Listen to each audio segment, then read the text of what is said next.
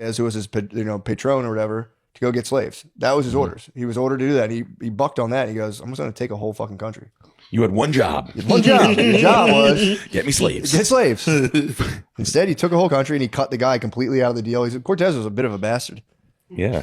Bit of a bastard. Yeah, this guy gave him like 7 or 8 ships and like 400 guys and the cavalry and all that stuff. Is like, yo, go, scout some shit out. Let me know. Come back. And Cortez was just like, peace. I told you never to fuck me, too. So, so here's what we started off. We ended on chapter 9, and I'll kind of bring you up to speed. That's basically what happened. Cortez just was commissioned ships to go find slaves and do some recon on some like potential colonies. Breaks bad, just goes and does his own thing. And the whole time he's like, he's fighting some of the Mayans. He was fighting Aztecs, different, like there was like people that weren't Mayan or Aztec. Apparently there's like different groups. How was he fighting the Mayan and the Aztecs? The Mayans were like scattered, but they were like, the civilization had fallen, but it was like the same guys in the Yucatan. So they were like Mayan offshoots. It wasn't like the Mayan civilization. Mm-hmm. It was like the 4th Street Locos, not the OG Crips. Yeah, exactly. Exactly. Gotcha. Okay. So yeah, he's been kind of carving his way through. He had some. They were like smashing. Like these guys would go against, it'd be like 400 dudes versus like 15, 20,000 Indians, but they had horses. And these guys had never seen a horse before. So when a guy was on a horse, they would be like, this is a mythical creature we're being attacked by. Wow. So the horse would fly at these guys and there'd be cannons blowing them up and it would scatter. So these guys were kind of like rocking it. But, so then where we left off was Cortez and his men just get to Tenochtitlan, which is modern day Mexico City. Okay. That's where the Aztecs, where Montezuma was set up. So they had just gotten inside of that city. And Cortez, they were kind of like vibing out a little bit, Cortez and Montezuma, but eventually Cortez kept being like, yo, dude, your religion's bullshit, right? And Montezuma would like, stop saying that. In the temple. He brought in this temple. It's only like, there's only been like 10 guys, kind of like the Jewish temple where like the Holy of Holies, only like the highest rabbi was allowed in there. It's a similar setup where it was like, Montezuma was like, check this out. It's our most sacred temple. Cortez went in and it was like the hummingbird god of war. Cortez walks in, he goes, dude, this shit like all demon bullshit. Like, you should just worship Jesus Christ. Montezuma kicked him out. And then, so they are living in Tenochtitlan. All the Spaniards are in Tenochtitlan. And they start to realize that it's the ultimate trap because the way it was set up was it's on just rivers. It's surrounded by water. So the only way into the city is these minor like bridges. So Cortez and his men are in there and they're like, fuck, if they like take these bridges out, we're trapped and we're going to die. And their horses they needed like the open plains to like get speed and charge at them. Whoa. So they're basically in a death trap. And during all that, that's when Cortez did take Montezuma at knife point because he just rolled in basically and was like, they had a secret meeting and he was like, yo, I heard you were talking to another Spaniard behind my back. And, he thought he set up some sort of military thing against him. So they actually took Montezuma prisoner at knife point in his own. Did you ever hear about that? How they just like, so Cortez was there. There's literally like maybe 40, 50,000 soldiers and he has like 400. But he was like chilling with Montezuma because they were kind of like, they were fake boys. They were both kind of using each other. And Cortez got word that like his village got attacked, or his like personal city he set up like miles back got attacked under Montezuma's orders. So he's like, Montezuma, let's talk. And then he just was like, had his boy hold a sword to him like, I'll stab you right fucking now. You're our prisoner until we figure this out. And for some reason, no one knows why, Montezuma was like, fine, but can we tell everyone this is my idea? He kind of subbed out. He's like Vince McMahon with like the Bret Hart situation. Like no one really knows this truth. No one knows, dude. Because he was like literally, dude. The Aztec civilization was like, it was like really impressive. They had like millions of tributes. It was like pretty advanced. And for some reason, when fucking Cortez and like 10 dirty Spanish guys like held him at sword point, he was like, I'll live with you guys. My bad. So he had to live as their like secret prisoner. And historians think that he got kind of like a bad case of Stockholm syndrome, where he just like started helping them. Like it makes no sense at all. Other than them being like, we'll fucking stab you. Because I feel like if he had screamed in his palace, he had thousands of guards. But I guess it was like, well, if I scream, I'll get stabbed. Yeah. I wonder if he kind of started believing that his gods were bullshit. Like he looked at this hummingbird and was like, hummingbird. And he also had a hummingbird nose ring made out of jade. So he probably felt dumb as fuck, dude. He had a hummingbird nose ring. Cortez was like, dude, that shit's so fucking lame, dude. Their shit is so fucking dumb. Wow. Because they were like cutting people's faces off and wearing their skin and like like a frazzle drip. yeah. Hell yeah. That's where they got it from. yeah. And Cortez would try to be like, imagine if you just had like a child's face on for an hour and as a guy was like, what are you even doing, man? Yeah, they're like, no, this is sick. And he's like, dude, that's so dumb. He's like, sure. Fuck you. I'll take you to the piercing pagoda to get you a matching nose ring. We can be was that a detail in the book that there was a hummingbird nose ring? Yeah. They always talk about like how fucking fly these Aztecs were. And they were kind of dripped out. It'd be like silks. They were real. They didn't even care about the gold. All they cared about was these giant feathers. That was like the shit they really cared about. So they were giving the Spaniards gold, being like, if you guys want this shit, whatever. Yeah, but I got these feathers and these nose rings. they were like Coachella girls. Yeah. And they're like, we're on our way to go chop like 9 virgins' heads off. So, what a waste. Yeah, it's pretty true. Right. What a waste. So, long story short, that's kind of the preamble. Montezuma gets trapped by Cortez. So now, we're in chapter 10 in the book, Conquistador. So Montezuma is a prisoner, and in this actually it was his dad's old palace where Cortez and his men were staying. And he was just like chained to the wall for some reason, but he would still kind of hold court, and like his advisors would come to him and he'd be like, nah, dude, I'm just like feeling them out. He like wouldn't admit that he was got right where I want him. It was really weird. But then the whole time though, they were kind of hanging out because they would gamble all day. It was Cortez and all of his high officers, and Montezuma would play some like Aztec dice game and gamble. So they were like kind of having fun. But again, it's like nobody knows why he stuck with this, because he stuck with it for months. They were like hanging out and he was their captive, and he was basically ruling the city while being kind of puppeted by Cortez. And it was like, I don't know if he was like a massive sub and he didn't know that. Well, I mean, could it have been a strategic play to keep the 40,000 at bay? To be like, look, his guys? like, listen, not only am I not, I could kill you, but also it's going to be worse than that. You're going to like, I think maybe Cortez was the Vince McMahon. And he was like, if I fuck you up, the 40,000 are going to flip out. They could revolt. I'm fucked. They're going to blow the bridge up. You're going to like say it's cool. You're going to come. And then it's I don't know. So no, it was weird. No one knows, but Cortez is definitely paranoid. So he's kind of.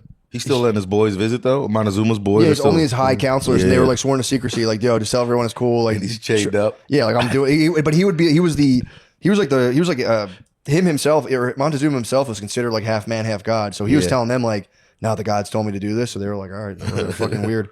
So then Cortez is getting a little paranoid. He's like, damn, we're stuck in the city.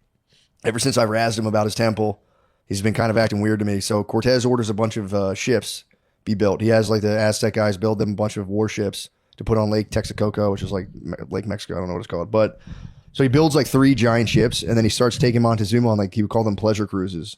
They were just kissing the whole time.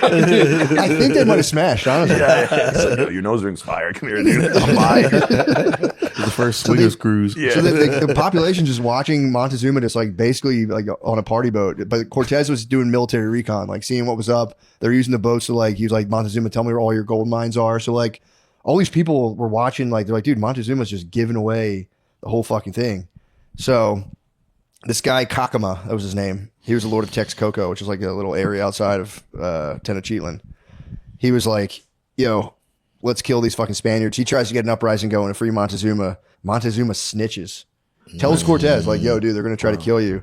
And so I think he just fucking killed the guy. Damn. Maybe he was whack. Huh? Maybe Cacachita was kind of whack. Cacama might have been whack. He's just like whack. They're like, yeah, dude, that guy's a fucking herb. Dude. I hate him. He runs his mouth a lot. Like, I don't really like that guy. He's going to try to kill you. I liked him. So yeah, Cacama actually, I think it just gets kidnapped. I think they kill him later, but that crisis is averted. But Cortez is like, dude, we need Montezuma. It's like, clearly the streets are talking. So he goes, yo, Montezuma, go hit your balcony, gather everyone here, and tell them that the Spaniards are the prophesized returning gods. Because there was a thing about Quetzalcoatl coming back. And Quetzalcoatl, according to Aztec legend, there was a king from the east, which is where the Spaniards came from, who had like pale skin and blonde beards. And that's what the Spaniards kind of looked like. Wow. So they were dealing with that. So Montezuma has to like, they have this big council. He brings all of like the leaders throughout the land, people or whatever. And he's like, yo, Spaniards are the prophesized gods. We're swearing vassalage to Spain. And then like people just started crying. And Montezuma, as he was saying this, like literally started bawling. He was like, we are inferior to them. These guys are our, they're our superiors. And then he just cried in front of the whole council. Jeez. It's fucking, dude, the humiliation is crazy. That's one of the biggest fall offs of all time. Yeah. Yeah. Yeah. And then now that they're all vassals, every single area outside of Tenochtitlan. There's all these giant cities surrounding it. All of them have to just start pouring gold in. So the Spaniards just amassed this like massive fucking fortune. And now it's like the dudes are like, all right, we're owed wages for the 2 years we've been here. And like once they had to give the king's royal fifth. Cortez took his royal fifth. Then they had all these guys at this other camp. So these guys, just one of his guys started realizing like we just got 100 peso. They got like 100 peso a piece gold, or it was worth 100 pesos. So a lot of his soldiers being like, it's not even that much money. They melted down their pay and just got guys to make them cool chains. Oh, nice. Yeah, so it's pretty tight. I conquered the country. All I got was a fuck. So then, Cortez is like, all right, I guess we got the vassalage going. And then, after he's kind of like sitting there, he's like, all right, he makes them actually install a statue of the Virgin Mary in their temples and swear no more human sacrifice. So Cortez is kind of rocking, but then he gets news. Everything's going good. He gets news that there's 18 Spanish warships coming off the coast. And the guy Velasquez I talked about, his old patron, he sent basically the troops after him. Okay. So Cortez, after thinking everything's sweet, learns basically there's 18 warships with a force triple the horses, triple the guys. All of them are fresh. They're not, they're not like half starved and like sweating for 2 years. Bent out of shape, wearing a gold chain. Yeah. So he's like, oh shit. And the orders are basically to kill him or capture him. Okay. So Cortez is kind of spazzing out. And the reason the way Velasquez, his sponsor, even heard about all the gold is Cortez, worrying about like the legality of what he was doing, shipped a huge shipment of gold to Spain. He got a couple of his boys. He's like, take this to the king immediately. Don't stop anywhere. If the king sees this gold, maybe he'll commission me officially, and I don't have to worry about this fucking Velasquez guy who wants to kill me. So 2 of his boys go to Spain, and they ignored the orders and stopped in Cuba. And then one of the servants like went to clean the ship, saw the gold, and then told on everybody. Velasquez found out, so that's how he sent the shit after him. Damn. His boys fucked up. Like the guys cleaning the mats in Bloodsport that found the gold coin. The what? The guy cleaning the mats in Bloodsport. Remember when he finds the gold coin? Like, fuck. It was similar to that. These guys are cruising around the across the Atlantic Ocean quickly like that. They're like, go. I think back then it was just like months. It was like, hit it. Yeah, it's 6 miles an hour, 7,000 miles. Go to Spain with the gold, then come back quickly. It's fucking crazy. All right. Yeah, it just sounds. Don't stop. Yeah, I'm gonna stop over in Cuba, grab some fucking drinks, and we're just gonna bop over. Okay, so they go over and then they got caught. What the hell? Did they give me the bullshit version of the notes? They fucking did, those bastards. Sorry about that, guys. I'm gonna go to my old notes. They gave me very summarized. I was wondering, like, why is this shit so goddamn dry? Give me the bullshit version. Hold on, Gardini. Oh yeah, that was the one thing that made me laugh too. So like when Cortez, just jumping back, when Cortez decided to like, you guys got to do the Virgin Mary in here, he went up to the most sacred temple and started hacking at like idols with the sword. Just didn't break anything. He just started smacking them, and everyone was like, "The fuck is this guy's problem?" It was cringy. Yeah, it was cringe. It was cringe. Chill. All right. So Cortez is kind of bugging out, like, what the fuck, man? Why the fuck, and his guys basically fucking him over. And yeah, basically Velasquez is coming after him. It's a big worm smoky situation. Yeah, Velasquez is coming like, bro, where is it? Blah, blah, blah. So the guy in charge of Velasquez's operation was one of his trusted lieutenants. His name was Panfilo de Narvaez. And Narvaez was a giant jacked redhead with a glass eye. He had one good eye. He had a booming voice. This is actually a nice description of him. It said, quotes, "It was very deep and hoarse as if it came from a vault." Whoa. I kind of wish people would. Yeah, that's nice. With one eye? Yeah, one eye. He had one glass eye and giant redhead with one-eyed redhead. So Narvaez is heading over. He's got the, he's like, dude, I'm giving you triple the fleet he had. You're going to smash this guy. But Narvaez is being overseen by this like official delegate to the crown. So like it was like, the king of Spain had like his own advisors that would go to these colonies and just oversee shit. So this guy, Lucas Vasquez de Ayllón, was basically like a judge who just kind of was like looking over Narvaez's shoulder. And Narvaez didn't like this at all because he was the boss. But, he was like, I have a higher boss than me. I don't fucking like this shit. It was like Mike Tyson and Don King kind of. Yes, very much. He didn't like this. It's my little beast I got. Yeah. So originally Narvaez's armada was 19 ships, and one of them got wrecked due to weather. But the 18 ships that made it had 800 soldiers, doubled to Cortez, 20 cannons, archers, musket guys, and also 80 cavalry, which was 4 times as many horses as Cortez had. Sheesh. It's bad. So back in Tenochtitlan, Cortez finds out that Montezuma has known about this armada for a while and confronts him kind of like, what the fuck? Montezuma tells Cortez to chill. And Montezuma was kind of like sending letters to this guy, Narvaez, being like, bro, fuck Cortez up. I can't with you. Fuck. He backs out of him. Oh wow, yeah, he's over here crashing out against the wall, stabbing the stone wall, corning out. Like, just get this guy's a Get herb. this fucking guy out of here. Pussy. But he told him, he goes, dude, he tells Cortez, he's like, yo, like, you have plenty of time. Now you can finally get the fuck out of Mexico, which is all Montezuma ever wanted. He's like, Cortez, please get the fuck out of Mexico. And, you know, and withholding the fact that, though, like, the level of his correspondence had been, like Montezuma was like, yeah, I knew he was coming, but I wanted to feel it out before I really told you. But he's like, yeah, it's looking bad, but the letters exchanged were like, dude, I can't wait till you beat this guy up. Cortez didn't know that. He didn't know it was that level. But basically, he was like, all right, I'll be back. So Cortez is like, I'm going to get a small force. We're going to leave Tenochtitlan, which again was risky because it was like they're already outnumbered. And Cortez was like the power broker. So he was leaving now, like halving his force. And like, you know, it's like you were saying, like now they have to ride on horseback and basically walk from like Mexico City to Cancun. Jeez, that's Like on the double. That's the thing. It's like getting there, they almost all died. So they're like, all right, we just got to run back there to Cancun real quick. And so he was like, fuck, let's get like, I'll get 100. I'm going to take 80 guys with me, leaving 120. And we're going to meet up with our guys back in our original town that we found it more towards like the Yucatan Peninsula. And so he's like, we got to go back and like stop this Narvaez guy. And we're wildly outnumbered. So Cortez, he's a bit of a dealer, man. He sends a priest, Father Olmedo, with a small escort to kind of like, I guess, a head quicker to greet this Narvaez guy. And he like gave him a bunch of gold. So he was like, dude, go find all of his top officers and just bribe them. perfect. Kind of a sweet deal. He goes, bribe them. He goes, you know, and try to like tell the guy Narvaez to chill, not kill me. Yeah. So he's like, just bring gifts, bring gold, see if you can swing his guy. Like, just same thing, like promise them limitless riches. And Yeah. see how they respond. I can fix your eye. Yeah.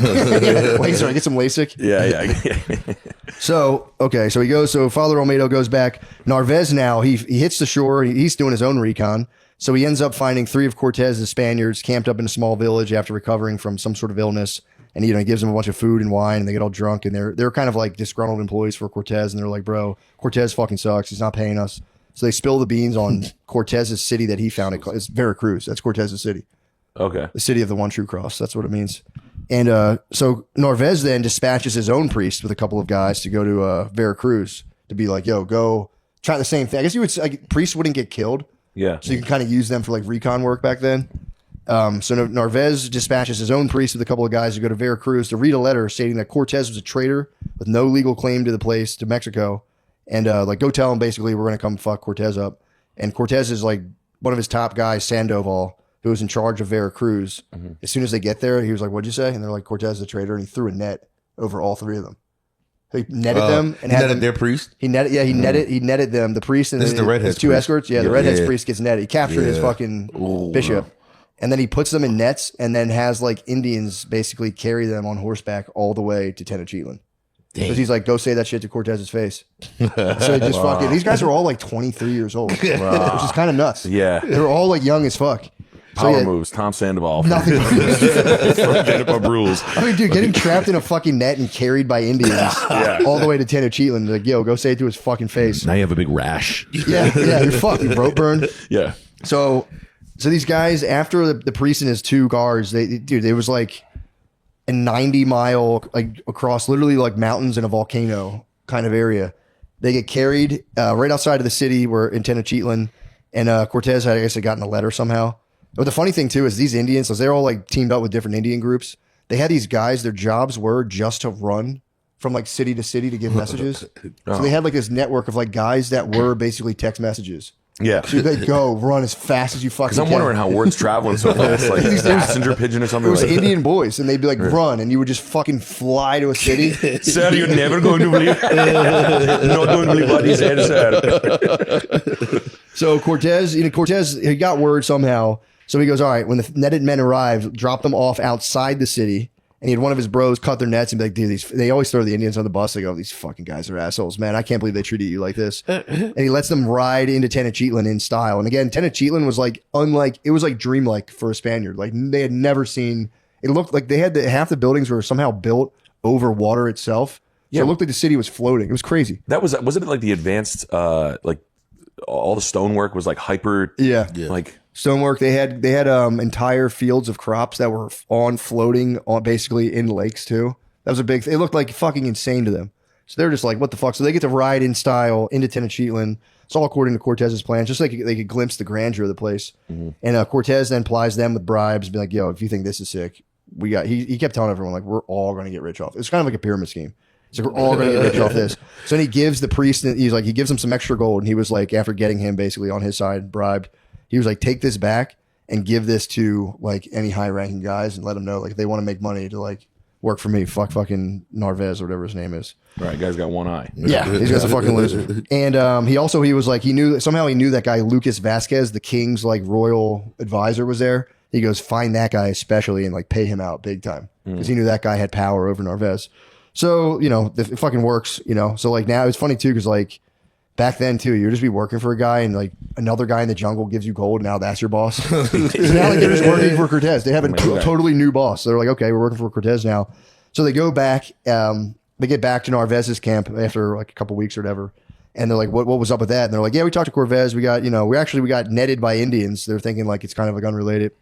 And they're like, Cortez was actually like really fucking cool. So this is pissing Narvaez off because they're kind of gassing Cortez up. Be like, yo, he's actually kind of the man. Yeah. Narvaez is furious.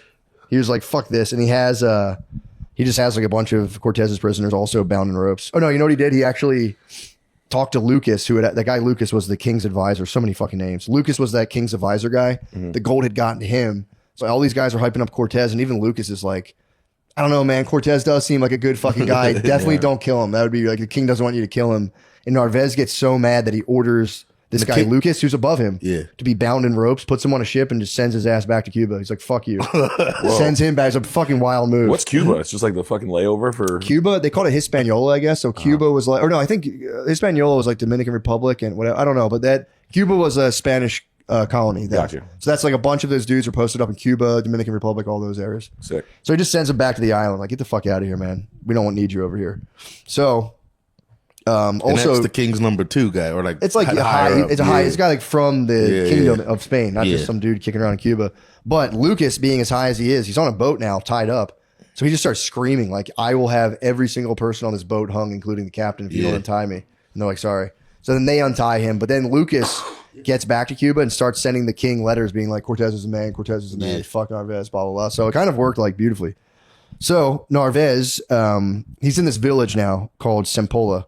That's where that was like Cortez's original kind of Indian allies. It was this huge Indian village, and everyone was mad at the Aztecs because like their form of taxation was like they would just take your daughters because they're going to basically rip their hearts out on an altar. So they would come, their tax collectors would come every like 2 months and just be like, yeah, give us your daughters. If you didn't have enough daughters, they would just snatch your wife. How many fucking was it 9 daughters? More daughters? Yeah, they'd be like, we need 9 daughters and like a virgin boy. Lots of hearts. Yeah. You'd have to, but at the same time, they were cutting people's heads off and like, we don't have any guys to cut heads off. You're taking all our guys. It was kind of, it kind of sucked. And it got to the point too where like sometimes these guys have to give up their wives. You'd have a wife and they'd be like, yeah, we have to take your wife and cut her head off. And you'd be like, bro. And they had to fight with her the Give day me before 6 they months. come. You'd be like, dude, I know.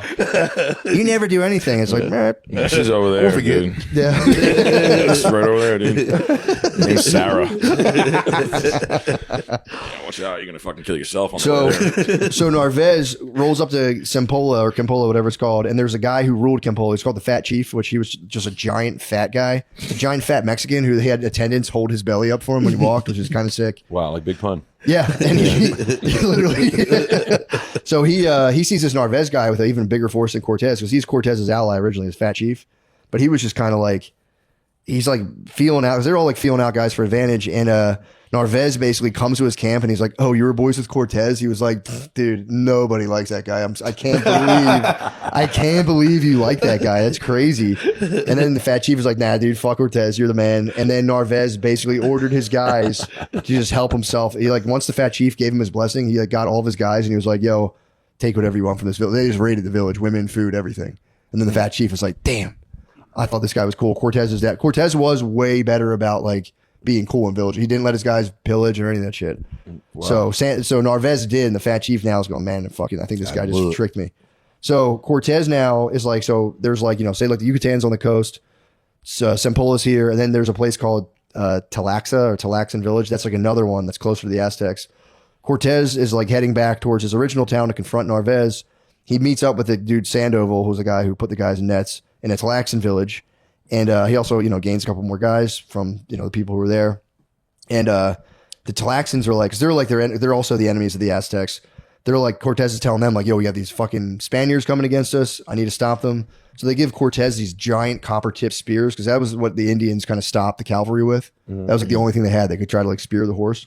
So he gives them these really cool copper tipped spears. He's like, yo, good luck in your battle, blah, blah, blah. And Cortez is kind of like, damn, I don't want to kill any of our beautiful Spanish horses, but if we got to, whatever.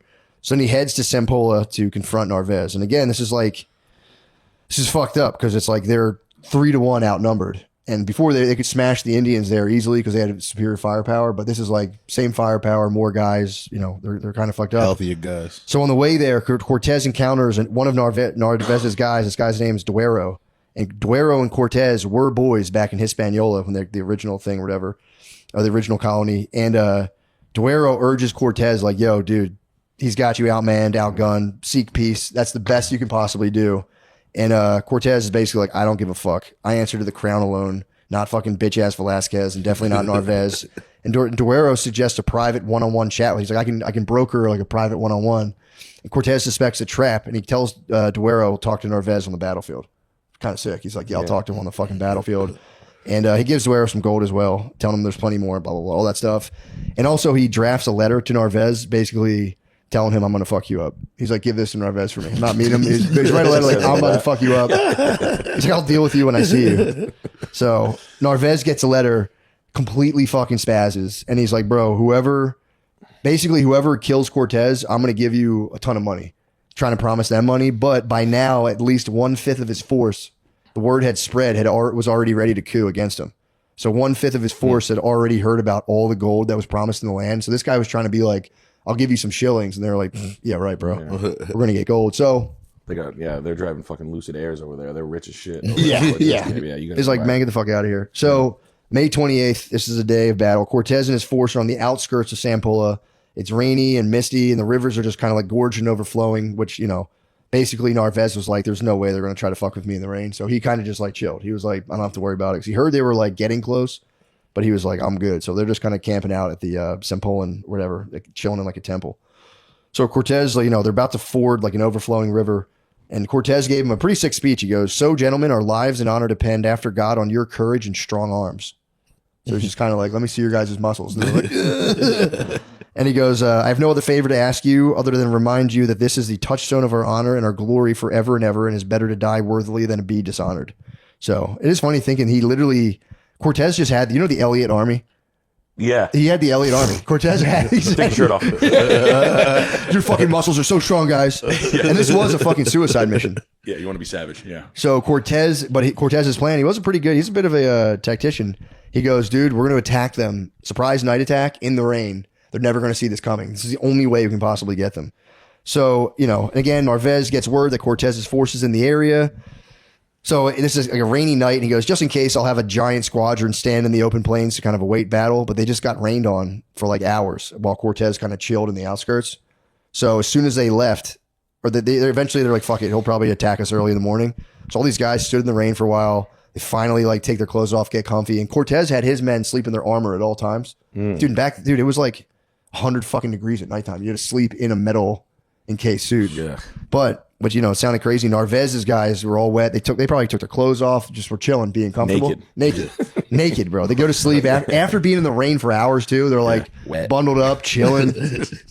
So Cortez and his company moved through the darkness and the pouring rain, finally coming across a couple. He had like 2 sentries posted to look for, anyone moving. So they capture one of them and the other escapes. And Cortez interrogates the prisoner, pulling a noose basically tighter and tighter on his neck until the man basically speaks up and gave some key details. Basically, like, where the fuck is Narvaez sleeping? Because that's where they're just like, well, we'll just cut the head off the snake here. And so they get the details. They know where to attack. And he has his priest just says a quick mass real quick. They hold mass real quick. And then they ride off into the night. So Sandoval and his men fly into the village, eyeing the Sempolan temple, where that's where it was said that Narvaez was sleeping, at the top of the temple. And in this moment, they're like, they're like fighting them. Like fighting started in the village, but they caught them off guard. There's only like a few people standing outside. One guy runs up and starts trying to like tell Narvaez, like, dude, Cortez is here. But like I said, they didn't sleep in their armor like that. And Narvaez was so sleepy, he just sat up like, just kind of like, dude, what the fuck are you talking about? There's no way he could have forged that swollen river and crossed muddy terrain with his troops.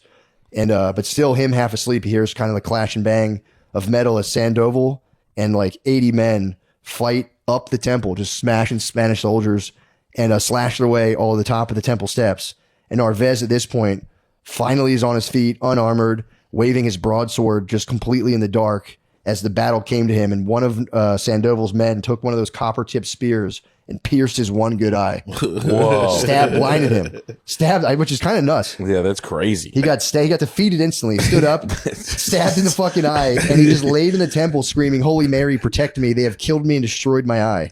Wow. So Sandoval, sensing victory, I think that Cortez was probably riding the rear balls, obviously, but Sandoval, he tells them, like, he's like, these soldiers, or half of them are already like, we want to work for Cortez anyway. Yeah.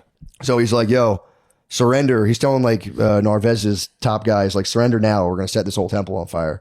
And, or he told Narvaez, like, surrender. Narvaez was too fucked up about his eye and he didn't answer. So they lit the temple on fire and everyone escaped. And Narvaez came out last from the fire, belly down with blistered feet. And then they dragged him away and clamped him up in irons, which he would remain prisoner for 3 years. Blind. They chain his ass up. So big beast. Yeah, he came in talking shit. Instantly, the rest of Narvaez's forces. His first fight, like round one, minute and he one. was like swinging in the dark. Blind. He's a blind prisoner.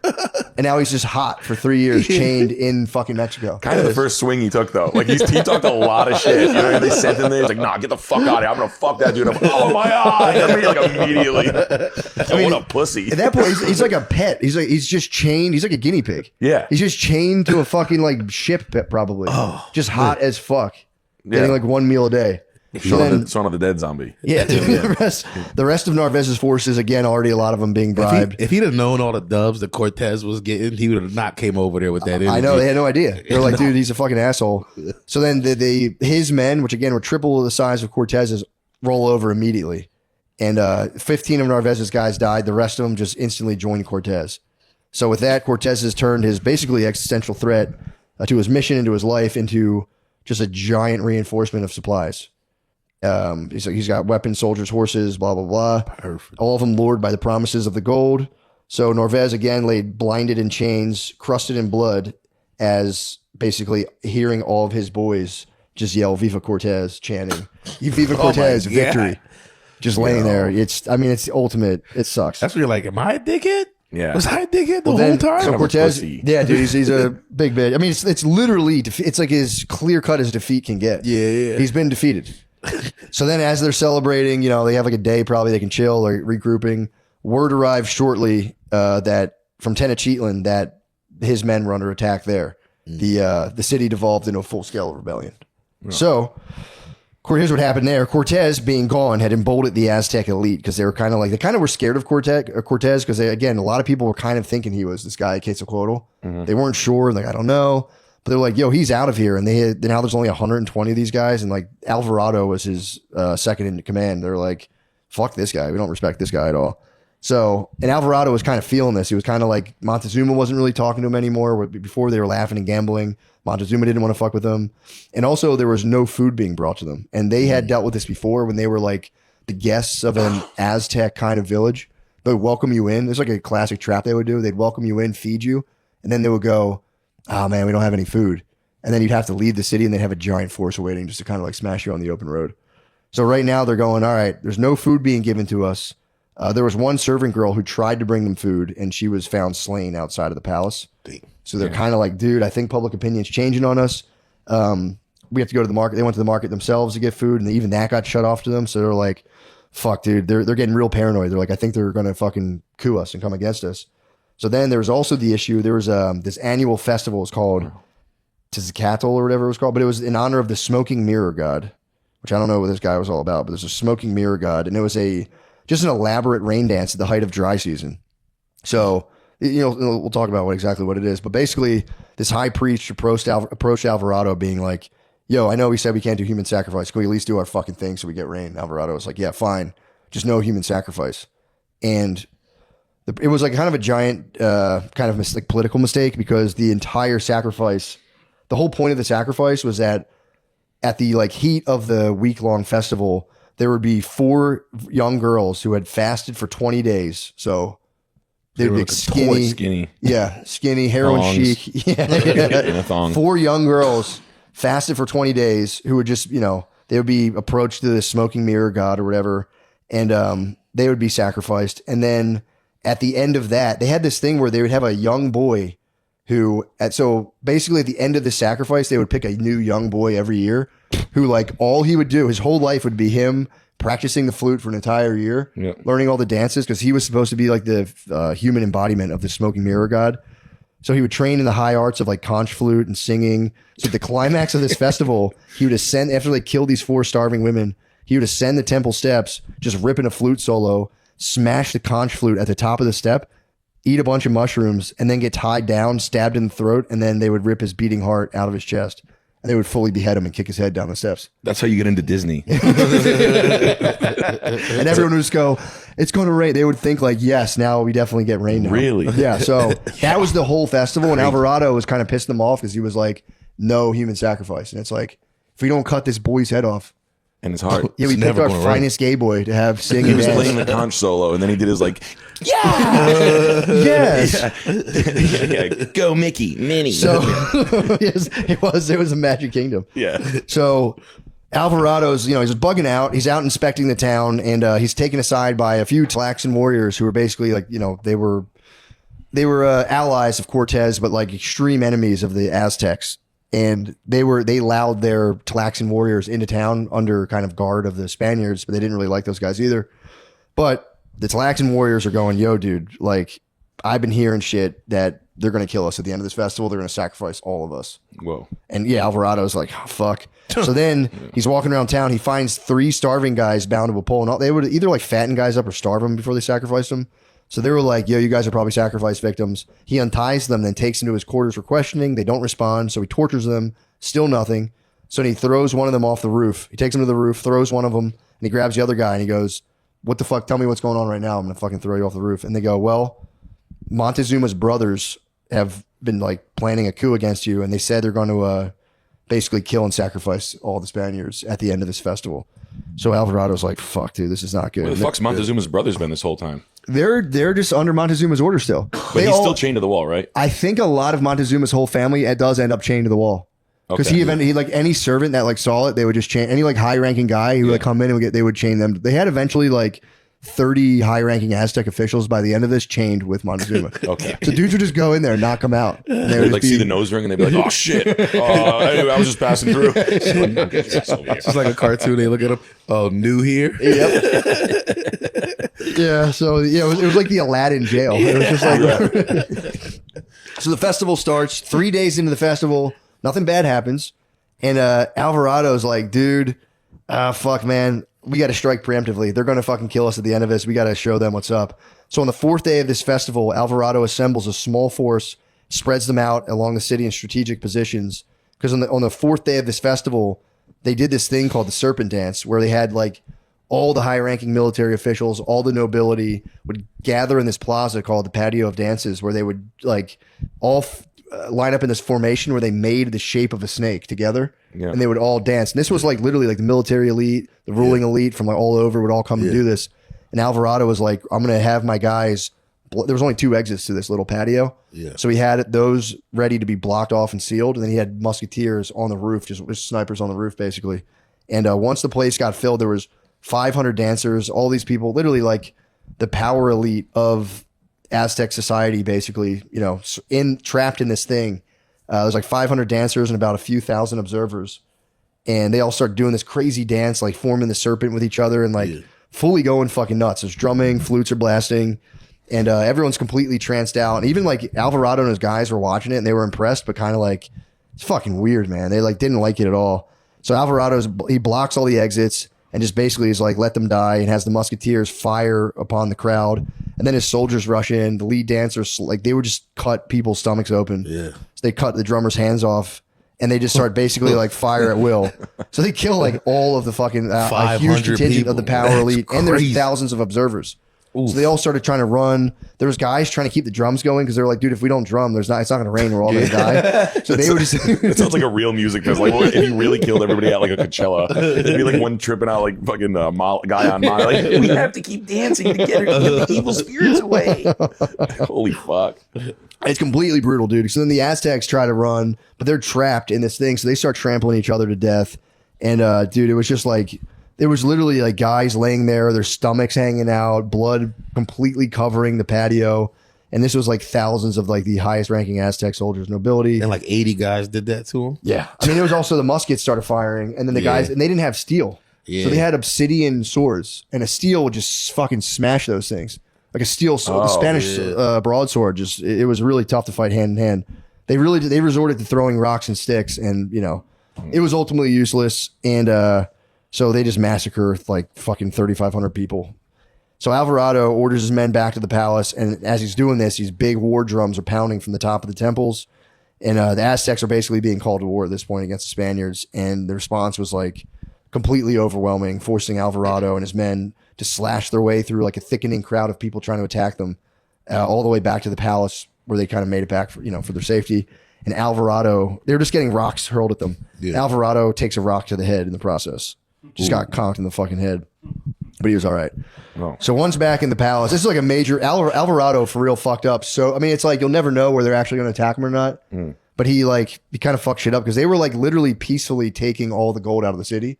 Yeah. They're about to just dip out and leave or like take over the city or whatever. But so he gets back to the palace. Alvarado is like, all right, phase 2 of the plan. And there was also a bunch of higher ups. They invited him to the palace to like watch with him. And they had those guys slain. And leaving only, you know, Chain Montezuma and his other leaders just kind of chilling. Only the ones that like still would swear sympathy to the Spanish cause were allowed to live. So by now the palace is surrounded, literally tens of thousands of people. And Alvarado has his archers and cannoneers just firing into the growing swell of Aztecs. But it was just like you would take out a row of people and just more people would come. Like yeah, it was brutal, dude. So worked for the time being. Oh no, you know what happened? So the guys come, they swell, they attack. Alvarado holds Montezuma at knife point, along with some other local lords that were chained up, unchains them, makes them walk to the patio and goes, yo, guys, like, chill out. Like, stop. Go home, grieve your dead. It's like, it's totally useless.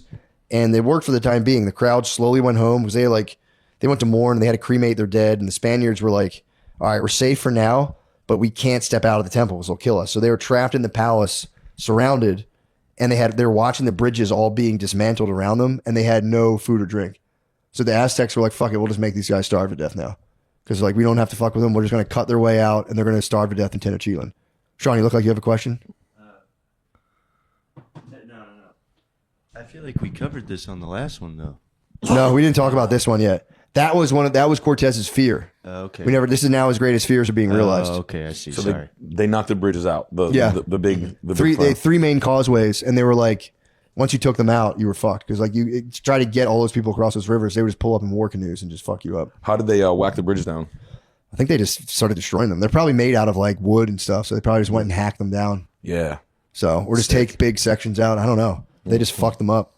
So Cortez now, this is like, you know, the guys are literally trapped. They're going to die of thirst. There's no way out. Cortez speeds back to Tenochtitlan after his great victory, stops in Tlaxca, which is like another Indian village, grabs a few thousand soldiers, and they speed back to Texcoco, which is like a city outside of Tenochtitlan. And they got word, like, what's going on. He's horrified to see the black smoke rising from Tenochtitlan. He's like, oh, this is like mass cremation. This is not good. So they leave Texcoco, which again was like right next to Tenochtitlan. And he's noticing like, damn, these guys used to be stoked on me. None of these like Aztec guys are being nice anymore. They approach another city, Tacuba, which was like literally like it was the Tacuba Causeway. It was like you go from Tacuba across that bridge into Tenochtitlan. And they're like, damn, these guys are being kind of shitty towards me too. So they eventually ride back in. That was the only remaining bridge right now is Tacuba Causeway.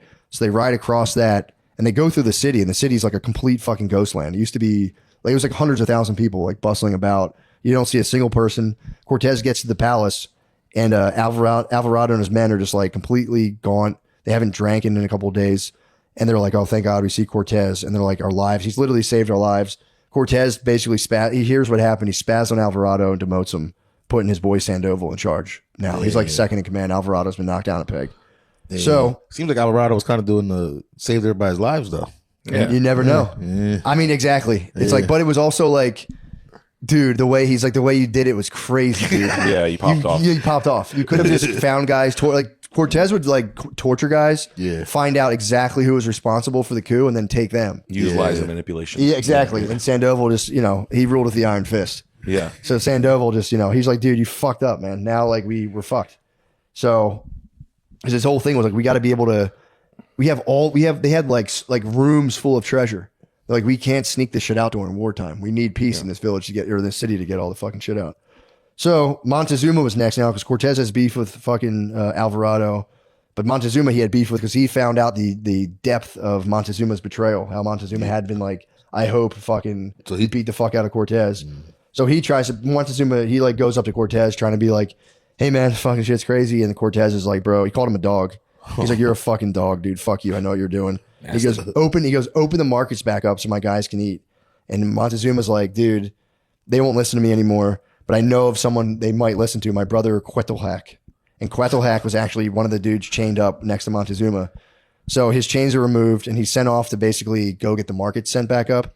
But this was a trap from Montezuma. That's what people believe. Yeah. Little did Cortez know, he had unleashed basically Quetzalhac, Montezuma's brother, was like a warlord. And he immediately went out and summoned like all of the Aztecs in the area. Not even just a city. He like ordered the entire weight of the Aztec Empire to now come and fight the Spaniards.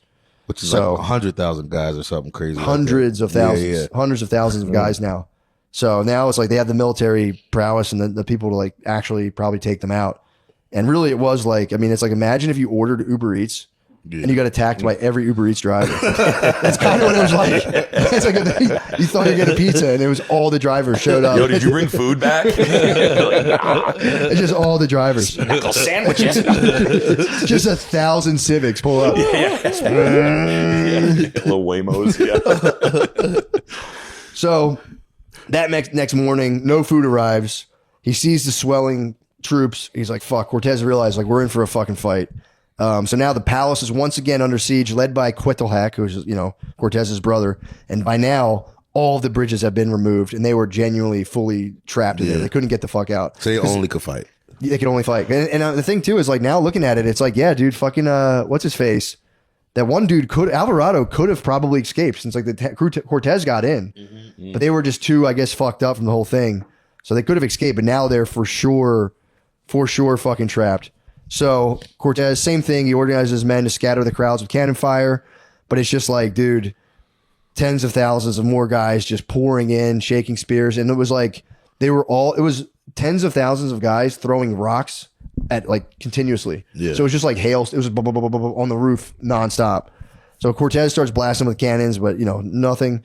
So Cortez sends his boy Ordaz. I think that was the guy who he made climb up a volcano and try to look inside of it. Yeah. For no reason. On the way there, they saw a volcano. And was he kind of pissed at him or something? Yeah, he was pissed because he tried to plan rebellion against him. Cortez was like, yo, Ordaz. Ordaz did try to betray him before. Yeah. At one point, he sent him to the top of a volcano and was like, go look into the top of that thing. Go see what's inside it. And tell us if it's dangerous. So he tells Ordaz, and he's like, yo, take 100 soldiers, go out in the street and see if you can push them back. No dice. All Ordaz and all of his 100 guys get cracked in the head with rocks. 6 Spaniards die on the spot. Ordaz is forced to retreat.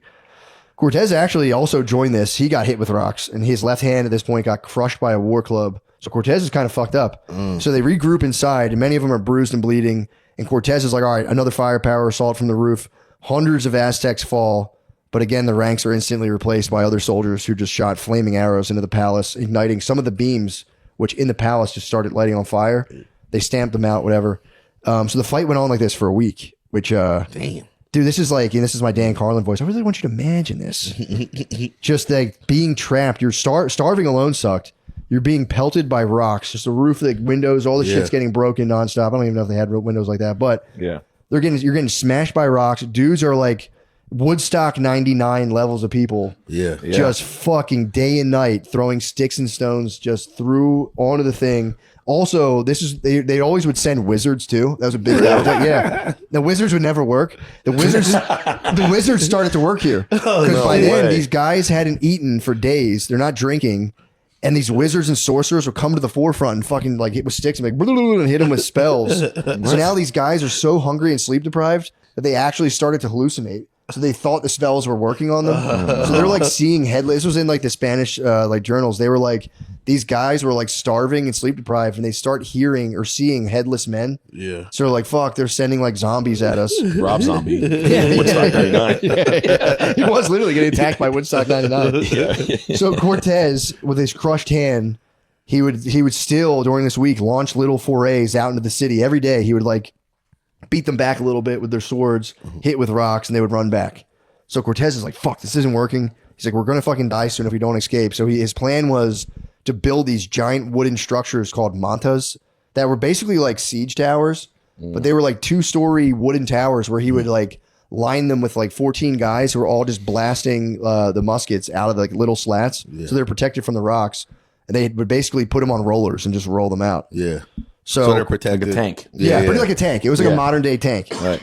So Cortez does this, and he's like, "All right, we're gonna die soon. We got to do this."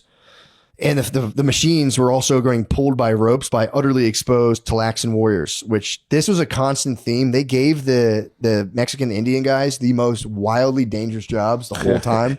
And it was purely little brother energy. Yeah. Because the way he would do it, he'd be like, yo, you guys are really the bravest motherfuckers around here. No one's stronger than you, Timmy. Dude, and they would just go out totally exposed. Just pull the rope to pull the tank. Hold on one second. Sean, pause. I'm getting a double call, which we're rocking, bro. We're finishing this tale. All right, so we'll cut back in. All right, so yeah, so basically my whole point was they have these giant tall mantas with just like guys firing muskets out of them, pulled by the Tlaxcan warriors, who again were just, you'll see in this, man, they got the worst jobs. Like it was just pulling totally exposed in rocks. All the Spanish guys got to be behind like thick wood and all that stuff. So they build these things, they go to escape from the tall wooden towers on rollers, and at first it's working. The Aztecs are like, what the fuck? They're seeing all this smoke and fire coming out of these towers. And they're like, fuck, they're working. The Aztecs are backing up. But then the towers get stuck. They're trying to pull them. The Aztecs are like, oh, fucking, we thought these things were monsters. They're not. So then they drop boulders from the top of roofs and smash these things. So the guys inside them get like super fucked up, and they run back. Whoever survives runs back into the palace.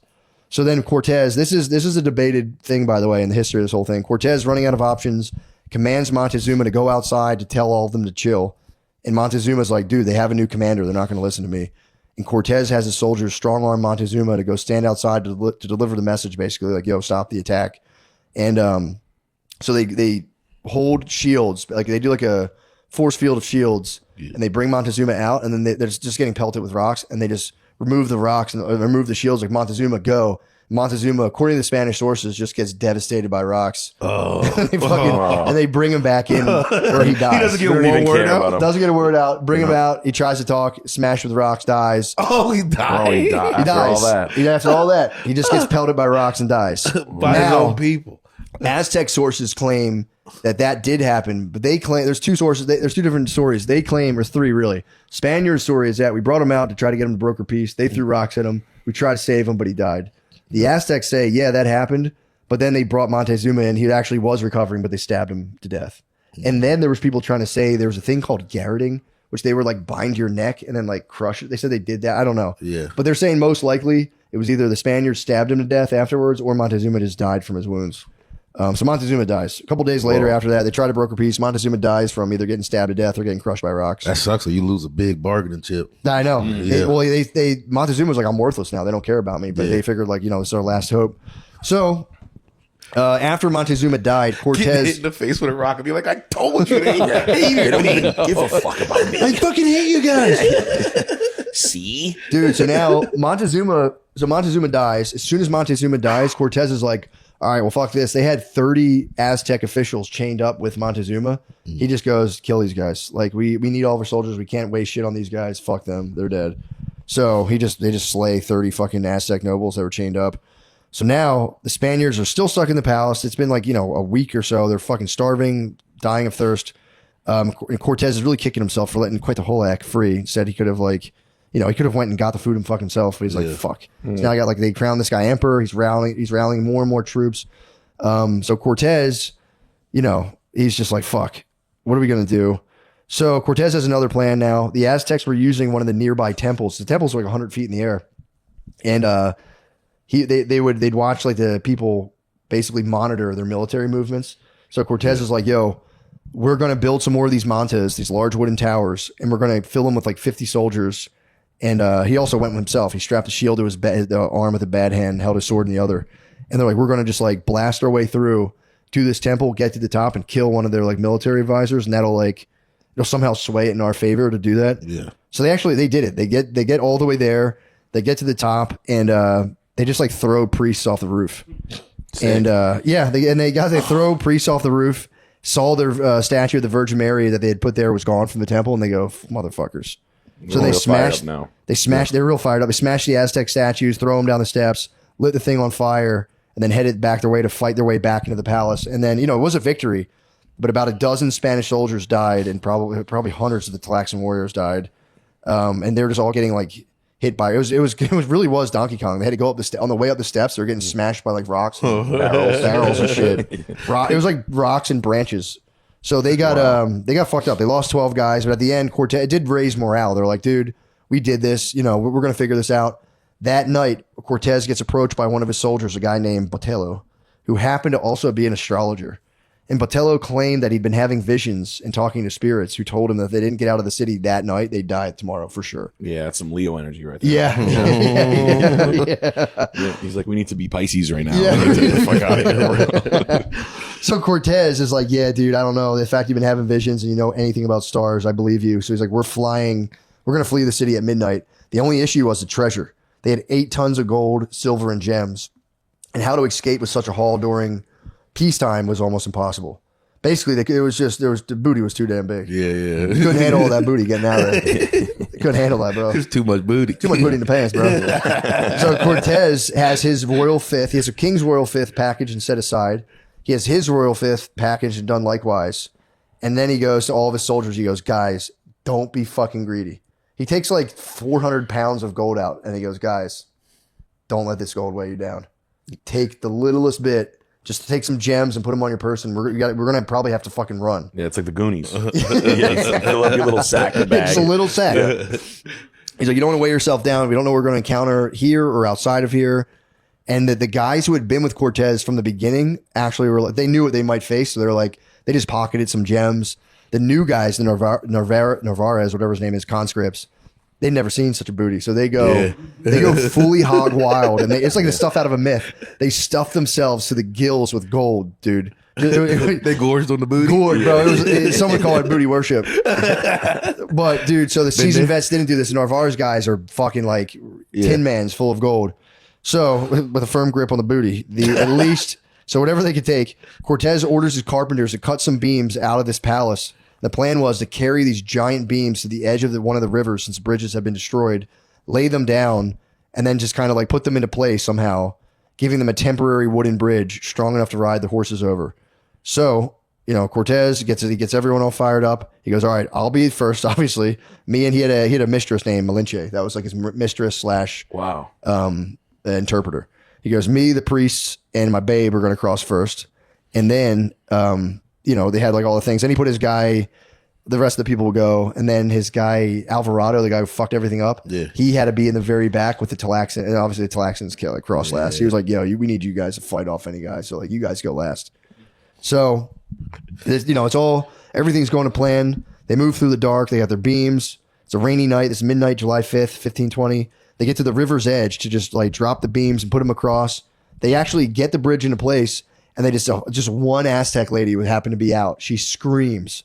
She basically screams like, "Get over here, Mexicans, kill these guys." So like instantly conch shells blare, war drums beat, and it's like, fuck, dude, we got to like their guard was fucking blown. So, the beams are laid. People start spaz running across. They had like fire drill protocols, like we'll go, then you go. Everyone starts trying to run. As this happens, a bunch of Aztec war canoes just roll up in the same river, kind of clogging the works up. So like as you were trying to run across, there was just a stream of darts and rocks and arrows and shit flying at you. So it just turned into a bloodbath for the Spaniards. Horses are falling in the river. People are falling in. There was even Aztec soldiers that were running up and just jumping in the river to get some, to try to fight people in the water. It was really bad. And it was such a narrow little bridge that like people were like, fuck the bridge, and they started trying to swim across. They're like fighting Aztecs coming across. So many people died from this. There's like Spaniards died, Aztecs died. There's people who say the river got so choked up with dead bodies that eventually a lot of the Spaniards got to just like run across dead bodies. But it was like a bridge of just dead people, just running across corpses. So many of the men in the rear, this is Alvarado's place, they got swarmed from behind in a massive swell of land troops. Many of them got bludgeoned and taken away to be sacrificed. Cortez even fell in the water at one point and was almost dragged away, but he fought his way out. Also, this is the funny thing too, a lot of the Narvaez or whatever guys who were like the new guys who overstuffed themselves with booty, they fucking fell in the water and just sunk like a fucking rock. So it was almost like out of a Greek myth. Yeah, they were so weighed down by gold.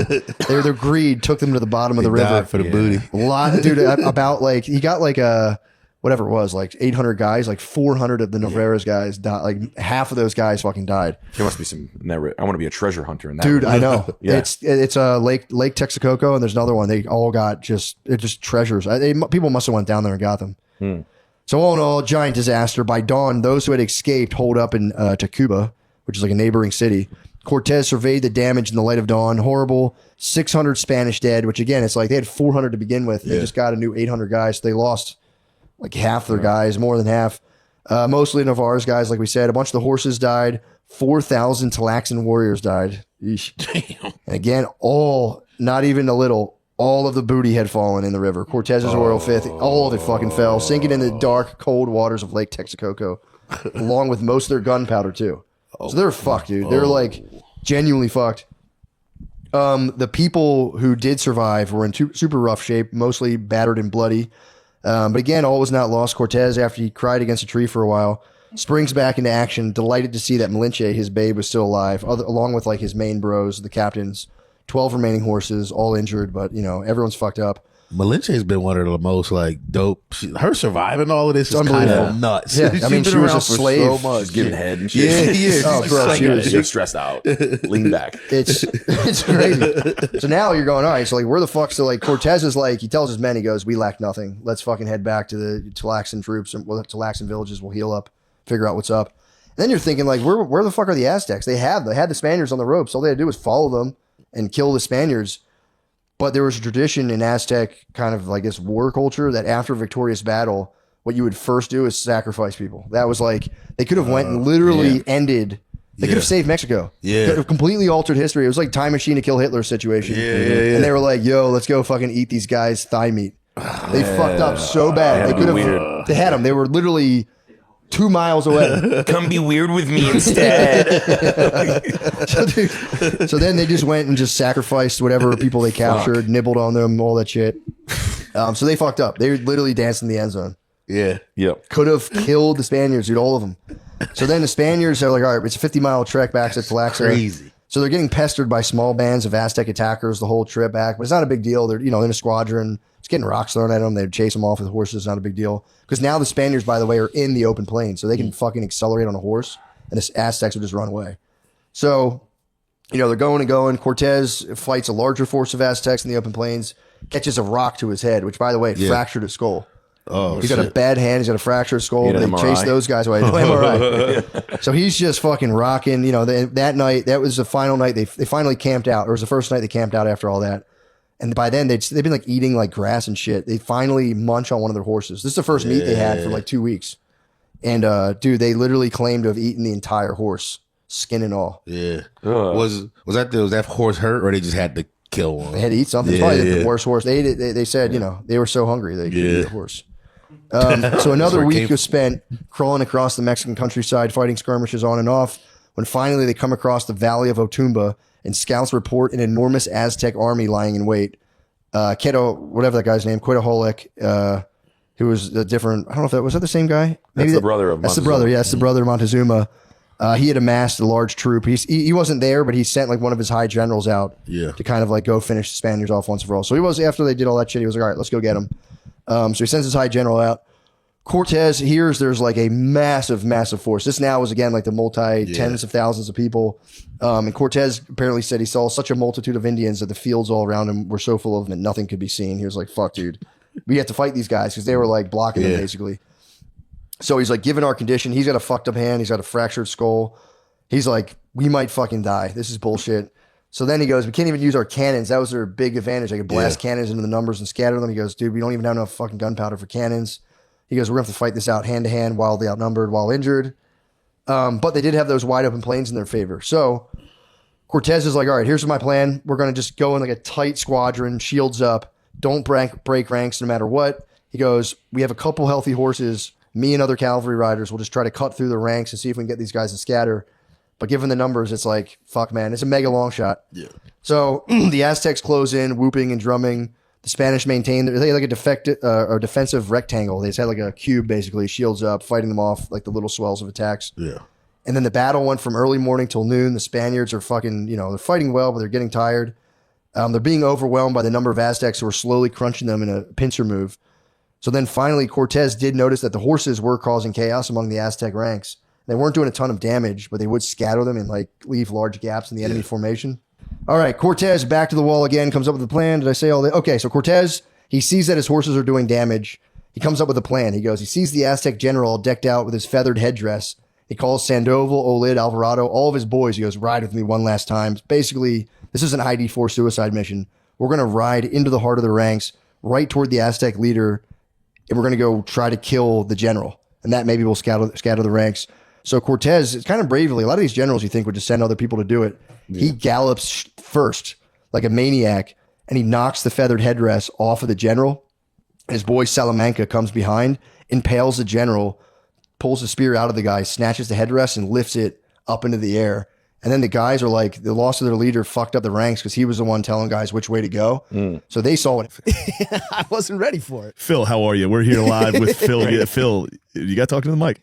I'm doing great. I knew you'd get nervous when that light came on. I didn't even see the light. Some guys aren't built for this. Yeah, some are. Podcasting's tough. It is tough. I've seen it. It's hard work. I don't know how you guys do it. I don't know how you do it. Yeah. Well, you're sitting next to the mayor of Westchester. I know. The king. I'm honored. You're not. Did you wind up bringing the hats? Did you have hats? Well, I forgot them. Oh, He forgot the them. whole We thing. were going to dress up like pilgrims and Indians for Thanksgiving. It was okay. Steve. It was I agree. I was fully against it. But then I realized Phil wearing a pilgrim hat. What do you do for Easter? That's where I got bombing from. Little bunny outfits. That's where people ask me how I got my comedy. Phil taught me how to bomb regularly. But you can walk through a bomb. That's like one of your. You tell a bad joke and just go. He's hilarious. He is. Yeah. What was the line that he had when we were in the golf tournament with Billy? Where he was saying, Billy was like, it's because you were talking in my backswing. Yeah. And Billy's backswing's really quick. He's like, Billy goes, you're talking to my backswing, Phil. And Phil goes, I'd have to be a fucking auctioneer. Oh my God, he swings so hard. and the results are never any good. Yeah, he's new. He's new to golf. I know. Yeah. I know. When he connects, he kills it, but we're not sure where it's going, right? yeah. Well, he's jacked. Of course, the first couple holes, Gerbies didn't know we were playing a scramble.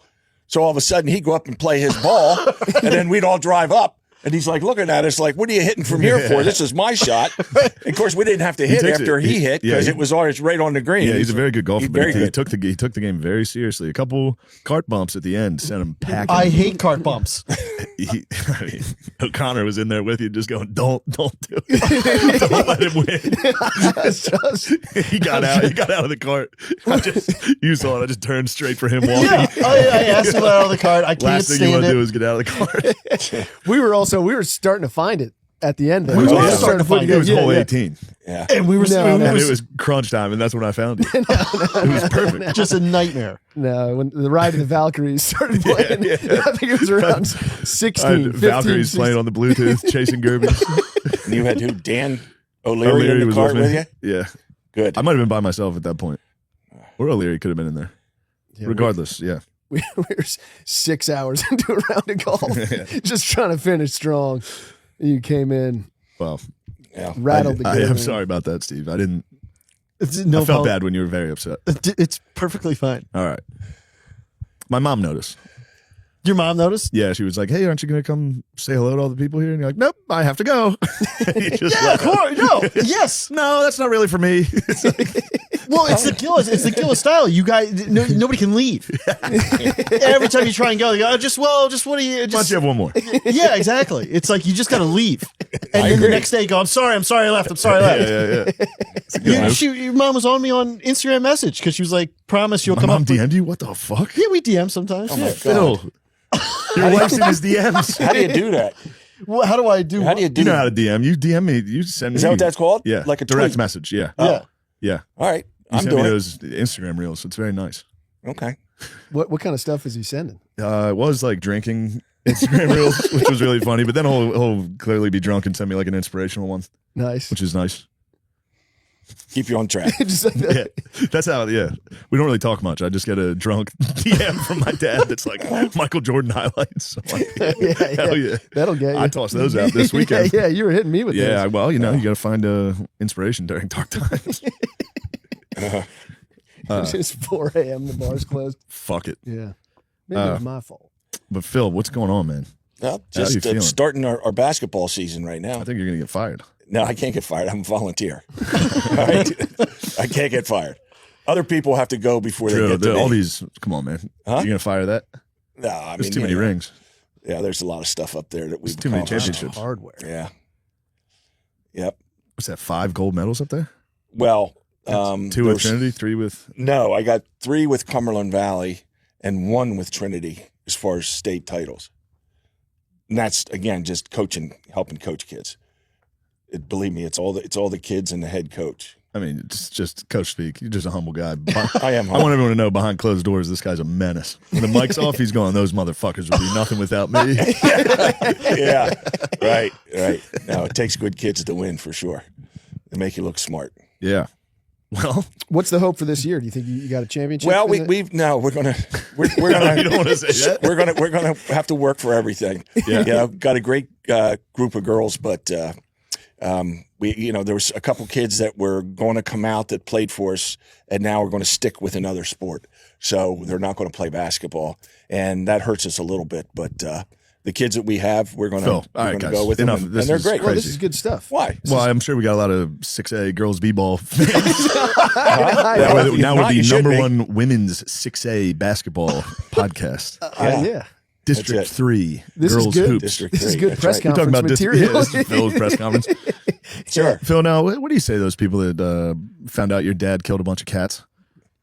What kind of question is that? Phil, what do the Costa Ricans think about this? Don't think that. No, we You had can't handle a press conference. Yeah. So to answer his question about cats, when I was growing up, we lived out in a rural area, and Talk to Steve and us. we had we had a few cats, and they all got pregnant at the same time. So we had What'd you do? like 25 kittens running around, and it was just too many. And my dad put them in a cardboard box, and put them in the creek, and they went down over the dam. And about 3 hours later, about 5 or 6 of them came walking back, and he said, "Okay, you can stay." That was it. The other ones never made it back, or they said, "We're not going back." Even though they survived the creek and the dam. But Just not the 5 dumbest kittens. Yeah, no, those Let's are go back to freaks. that yeah, guy. let's come Freaks. back. Maybe he'll do it again. But then you say they were like getting the horse was stepping on them, and Well, the horse stepped on one kitten, and one time I started the lawnmower, and the kitten crawled under the lawnmower while I went to get gas because it was hot in the summer, and he thought that was the nice shade place. I didn't know he was under there, and Yeah, I so started the lawnmower. your And dad getting rid of them was time. They were everywhere. they were a lot. There's a lot of cats. A lot. Of cats. Just 30 cats. We had a lot of cats. We had dogs. We had a Shetland pony. Oh, nice. I didn't know you had a Shetland pony. Yeah. What is a Shetland pony? It's a little adorable Well, tiny pony. yeah. What happened there? Oh God, what happened there? We sold him. Stepped on a cat. Oh, yeah. Sold him for stepping on the cat. We Yeah. sold the Shetland. Things got tough. Things are tough. Dude, you got to sell a Shetland pony. Right. Oh, we had a steer named Sambo, and we had him butchered. That was a tough name. Sambo, he was butchered. What the You hell? butchered it. Yeah. How old were you? Did you like all these animals? Not Sambo, because he would chase. He had horns. He would chase you, and you'd have to run. And yeah, the horse or the the Shetland pony was fine. Dusty was fine. Dusty? Dusty. What do you was his name. get? What do you get for a Shetland pony? I have no idea. Back then, $10. I don't know. It wasn't much. What do you do with it? Well, we had a cart and like a trotter. Oh, okay. And he would take rides with it on Sundays and stuff. There was no traffic on the road back then. Now You would ride wouldn't a do it. Shetland pony? In a cart, like a trotter. Yeah. Yeah, That's fucking insane. Ben Hur. What? That's fun. it was fun.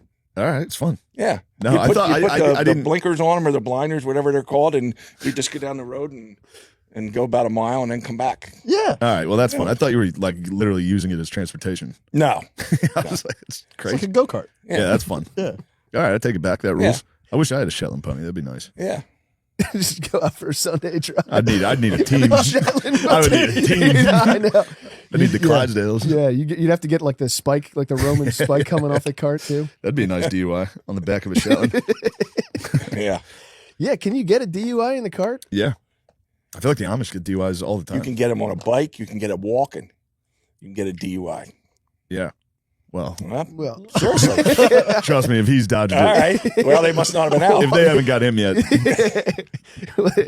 that's just drunk in public, right? You can walk Well, drunk. I think you can present danger to other people while you're out there besides Yeah, just if you're being drunk stumbling. in public. Yeah, yeah. Well, that's you guys. You get a little bit bigger than me. no, I've seen I'm you. not a danger. You're definitely a threat. You run.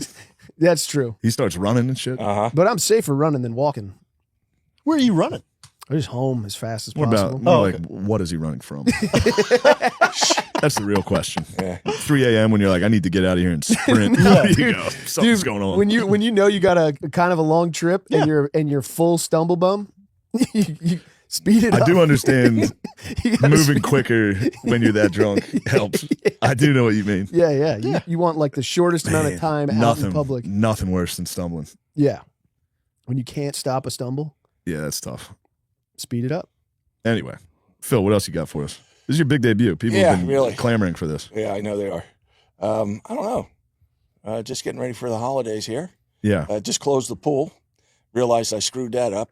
Right. Phil, I had where like you- a submersible pump. And I stuck it on top of the enclosure that they put over the pool. And the guy came out yesterday to close the spa down, and he said, "Did you put that submersible pump on top of the netting there?" Like, and I said, "Well, yeah." He said, "Well, the water goes right through. You've got to put the submersible pump underneath that on the step." I didn't know that. I thought, man, this thing's really working. I never saw any water on top there. Phil. Here, it's just going right into the pool the whole time. You got to get a podcast, man. This is top fucking shit. Wait, how Oh, come really? you're shutting the spa down? You got to keep the spa open for You got to keep the spa for the open. winter. I kept it open for an extra month, and Joan got in at one time. Remember when you got drunk and fell onto the tarp? And it was that. Oh, you were sober? I was no, but I wasn't drunk, right?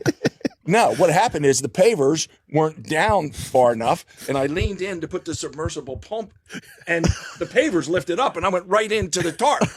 And I thought, oh my God, this is a weird way to die. I'm just going to get engulfed with this whole thing, and Joan won't even know I'm missing for a couple days. But fortunately, I crawled out.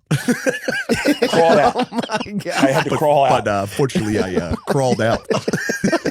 Yep. You had to go back inside. It was soaking wet. It was in the middle of a thunderstorm. Oh my God. Yeah. But I made it. Yeah, I got the phone call immediately. My mom called me. It was like, Phil fell in the pool. Fucking idiot. And he was like, I did not. The damn paver's off. They did. They Could hear lifted him in the right back. up. He was mad.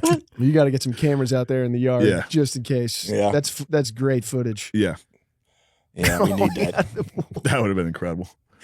So, So you got that going on. yep. Yeah. Gerbies, how about you? You're what are you up to?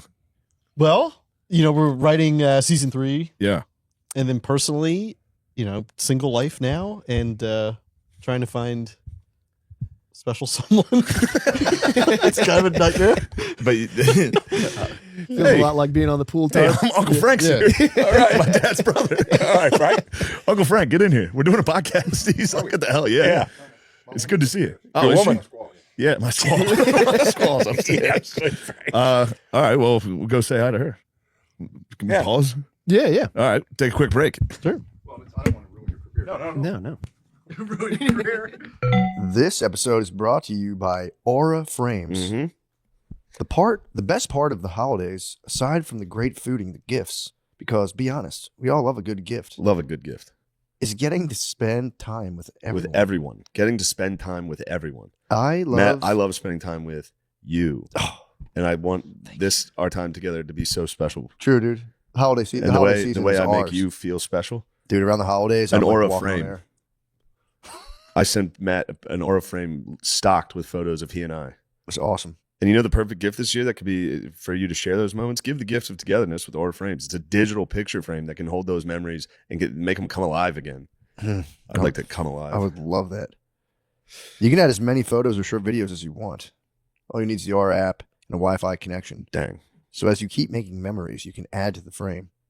You know what I'd add? What's that? This memory right now. A picture of this? Yeah, of us doing an ad read, take a picture and put it up there. Going, It yeah. would just be a drop in the sea of many memories that we have. Yes. The high resolution photos. You know what makes me the most hard is the high resolution photos look like real prints. And they really help you relive the moment. And you can try interacting with the photo right there. So, you know, you can get any photos you want on there. Brief message like, congrats. When all they want for Christmas is you and everyone together, give them aura frames. For a limited time. Oh my God. Let's get a picture of that. Oh my God. For a limited time, visit auraframes.com and get $45 off Aura's best-selling Carver matte frames. Named number 1 by Wirecutter. That's huge. Hold on. By using promo code MSSP at checkout. That's auraframes.com, promo code MSSP. This exclusive Black Friday, Cyber Monday deal is their best of the year. So order it now before it ends. Support the show by mentioning us at checkout. Terms and conditions apply. I don't think you got out of that. Yeah. All right. Hey, we're back on the air. Hey, we're back. All right. Let's get a little energy. Sure, I got it. All right. Remember the mic. You got to talk to the mic. Yeah. What's going on, gang? Well, I'm back on the dating scene. We were talking about that. Any good dating advice? You look at me? Yeah. Christ, I've been married for 46 years. How'd you and Joe meet? In grade school, 6th grade. She moved in from New Jersey. And I was, just started talking with her. We became good friends. And actually dated her twin sister for a while. No way. Yeah. How'd you make the switch? Small It town. sounds like an Small easy town. switch. Yeah, the old indie. Just wanted to check things out a little bit. You have to have something to compare it to, but that didn't happen until later, like 8th or 9th grade. Did you ever see the Seinfeld episode about the switch? No. It's the roommate switch. So how you're dating one roommate, you want to get to the other one. Oh. And so there's a whole menage a trois thing. I mean, obviously this wouldn't work in this Jesus scenario. Christ, Well, no, I'm just saying, Don't bring that up. So you Phil, broke you up with big her and then Seinfeld later fan? got with. With Joan. Yeah. Yeah. Or I think she broke up with me. But anyhow. What the hell? Hey, their mom was a good cook. They had steak every Sunday, so I'd get down there and eat, and it sort of became part of the family. Just ride the Shetland. Ride the Shetland down the street. But they had this dog, this little schnauzer, and I hated that dog. His name was Otto. And whenever I walked in that room, it would just come up and start biting my feet. And they would put like me in like sort of a staging area, like a waiting area for them to come down the steps or whatever. And I would hear that dog's toenails running towards me. And then at the end, he became blind. So as he's getting real close, I would shut the pocket door and just hear his face hitting the door. and it was just, I would just sit in there and laugh. I thought it was great because that dog tormented me for years. And finally at the end, I got back to him. Yeah. There you go. You got revenge on a schnauzer. It was good. Hell yeah. Yep. That's good stuff. Yeah. So you guys started dating in 6th grade? No. Oh, That's when I met Okay. your mother in 6th grade. That's good Were stuff. you in the friend zone for a while? Oh, yeah. How do you get out of the friend You zone? get married. That's how you get out of it. Then you're done being friends. Yeah. Now you don't even, yeah. Yeah, really, that's how you get out of it. No, I'm just kidding about that to some degree. Yeah. So Gerben, is that good advice? No. Not applicable. You don't I wanna wouldn't say it's hurt bad a- advice. You don't It's want to just- hurt a blind dog? That's Phil's advice. What are your advice for dating? I used to fuck with this dog. All right. Yeah. So No, but you're out there. You're on the apps. I'm on an app. Okay. And yeah, it's going well for you. It's going well insofar as I get dates now. Yeah. Which is the really sad and upsetting thing about this. It's like I was on the apps, I don't know, 6 years ago. Yeah. And nothing. Nothing was dry. Absolutely nobody would go with me. Well, now they know you're funny. I guess. That's the tough part about it. When you look like us and you get on a dating app. Yeah, it's just Ooh. immediate. Oh my God. Right. I tried a dating app for like 24 hours once. It was the most depressing. Crushes your soul. Because I downloaded it because I was going through a breakup and I was like, I'll show her. 0 for 24 hours. Fuck. Yeah. I don't think a lot of women understand that that's men's experience on dating sites, which is 0.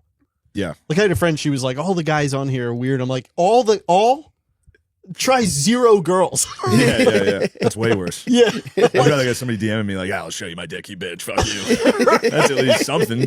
So you feel something. Getting a reaction. Yeah. Yes. You get on there, you look like us, you get on a dating app, it's nothing. No. So And then you get picky, which is very funny. You're getting 0 and you're sitting there going, no, fucking, yeah, right. Yeah, right. You go, a 10. She's going to like me. right. Yeah. She's not. So now at least I'm getting dates. So I'm out there and, getting to take people out and And you're getting into line dancing. Yeah. I'm getting into line dancing. I'm really into that. That's There's a the place sweet spot. by us. Should I name? Yeah. No, I shouldn't. Well, it doesn't matter. Why is that? Go ahead. I'm not going to do it. They're going to be there now. Who? The weird guys. I think They're they're gonna be there. They're there anyway. The weird guys are going to be there waiting for you to line dance. They're already okay. there. They've So- always been there. All right. That's on you. Well, then we'll keep the name out of it, even though yeah, it's going to be tough to find. It's going to be real hard to find line this is dancing. a great place. Everybody there is so nice. Yeah. Yeah. The bartenders are great. The bouncers, and they're big fans of tires, so they're all coming like showing me how to do moves. Yeah. Yeah. Which also, for the record, I have nothing but support for the weird guys. Of course. I don't want you to, yeah. No, yeah. no, of Nothing course. but support for the weird guys. But We're weird. yeah, so I got cowboy boots. I just went all in. Yeah. And yeah, I just want you to know how much this sucks. I know you hate it.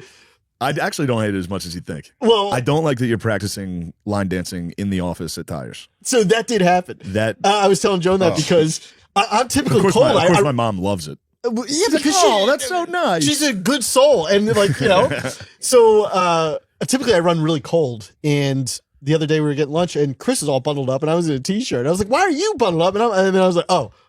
He of course caught that. The door was closed. What were you doing? Dancing your ass Why is off. your blood flowing? What were you doing? I was working on this move in the boot scoot boogie where like you can kind of when you make a turn you hop up and click your heels.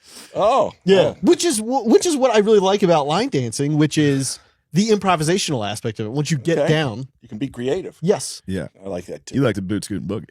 I love that one. Yeah, that's fun. Yeah, Cotton Eye Joe. That's a good one. That is a fucking great song. But it's frowned upon by the line dancing community, Cotton Eye Joe. Because it's so simple. Or yeah, I think it's probably just it's like hack, right? I would Oh. imagine it's hack. Yeah. Well, They probably have deep cuts in there. They're like, oh, this Yeah. guy knows what he's doing. yeah, I suppose. But You got to come to Austin. Dude. You got to start with Cotton Eye Joe. That's all they're doing down there. I've heard, You can and get down there and cut a rug. Find a nice Southern belle, yeah, I would love this. Texas babe. Yeah. She'll kiss you. Okay. Phil, you don't know anything about this guy. He's a sexual. But no, of course I'm a sexual pervert. But that's a thing that I also had to get over. Is like you really are. You're meant to kiss on the first date. What do you mean? That's like a thing that you're sort of supposed to do On a hinged on a on a first date. you kiss. Yeah. Yeah. Because if you're the guy, you don't go for that. It's kind of seen as like lack of interest and lack of confidence. So that was something I had to get over. So even if you had one you really didn't want to kiss, you'd still go through with it? No, I probably wouldn't. Oh. But I go on these FaceTime dates beforehand. This to is make- the thing that bothers me. I don't know why it bothers you. I don't Didn't mean like to yell at you I that don't- much right now. No, that's totally fine. I get real sad about how the informality or the formality of online dating. Yeah. It makes me sad that there's no like Kismet. it's just like okay, and then we FaceTime and we talk to each other and then we say hey, I'd like to meet at this time and we'll see if we like each other. I don't know. You got to do the FaceTime thing though, because otherwise you're going out, you're shelling out date money all over the place. You need And to call time them with people. Boy's rich as hell. dude. Boots and boogies, big shot. But He's got a big belt buckle with diamonds on it. I don't have a big belt Do they buckle. have a private parking space for you or anything? They do not have a private. Yeah, Why it would was you even fucking say that handicapped. around here? The FaceTime date works because then you very quickly can determine is this person lying via their pictures, and then also are they weird? And so it just saves a whole bunch of like I would hate to have to be on a date and instantly know you don't want to be there, and then have to like have the full drink and be like, I gotta go. Mm-hmm. Yeah. That sounds kind of fun though. Yeah, I'd love to be on just a horrendous date that I knew. And then you exit. I wouldn't. I'd fucking, you know me. Stick around. I know, we're gonna be here till 3. I know the bartenders. They're gonna stay open. We're gonna be here till 4. And you try to get an Uber out of fucking the Harrisburg Comedy Zone. Fuck, 45 minutes. We gotta stay. Yeah, that's I don't envy the online dating. It's not great. I do hope to. I mean, I shouldn't say it's not great. Like I've already met. Sure. Yeah.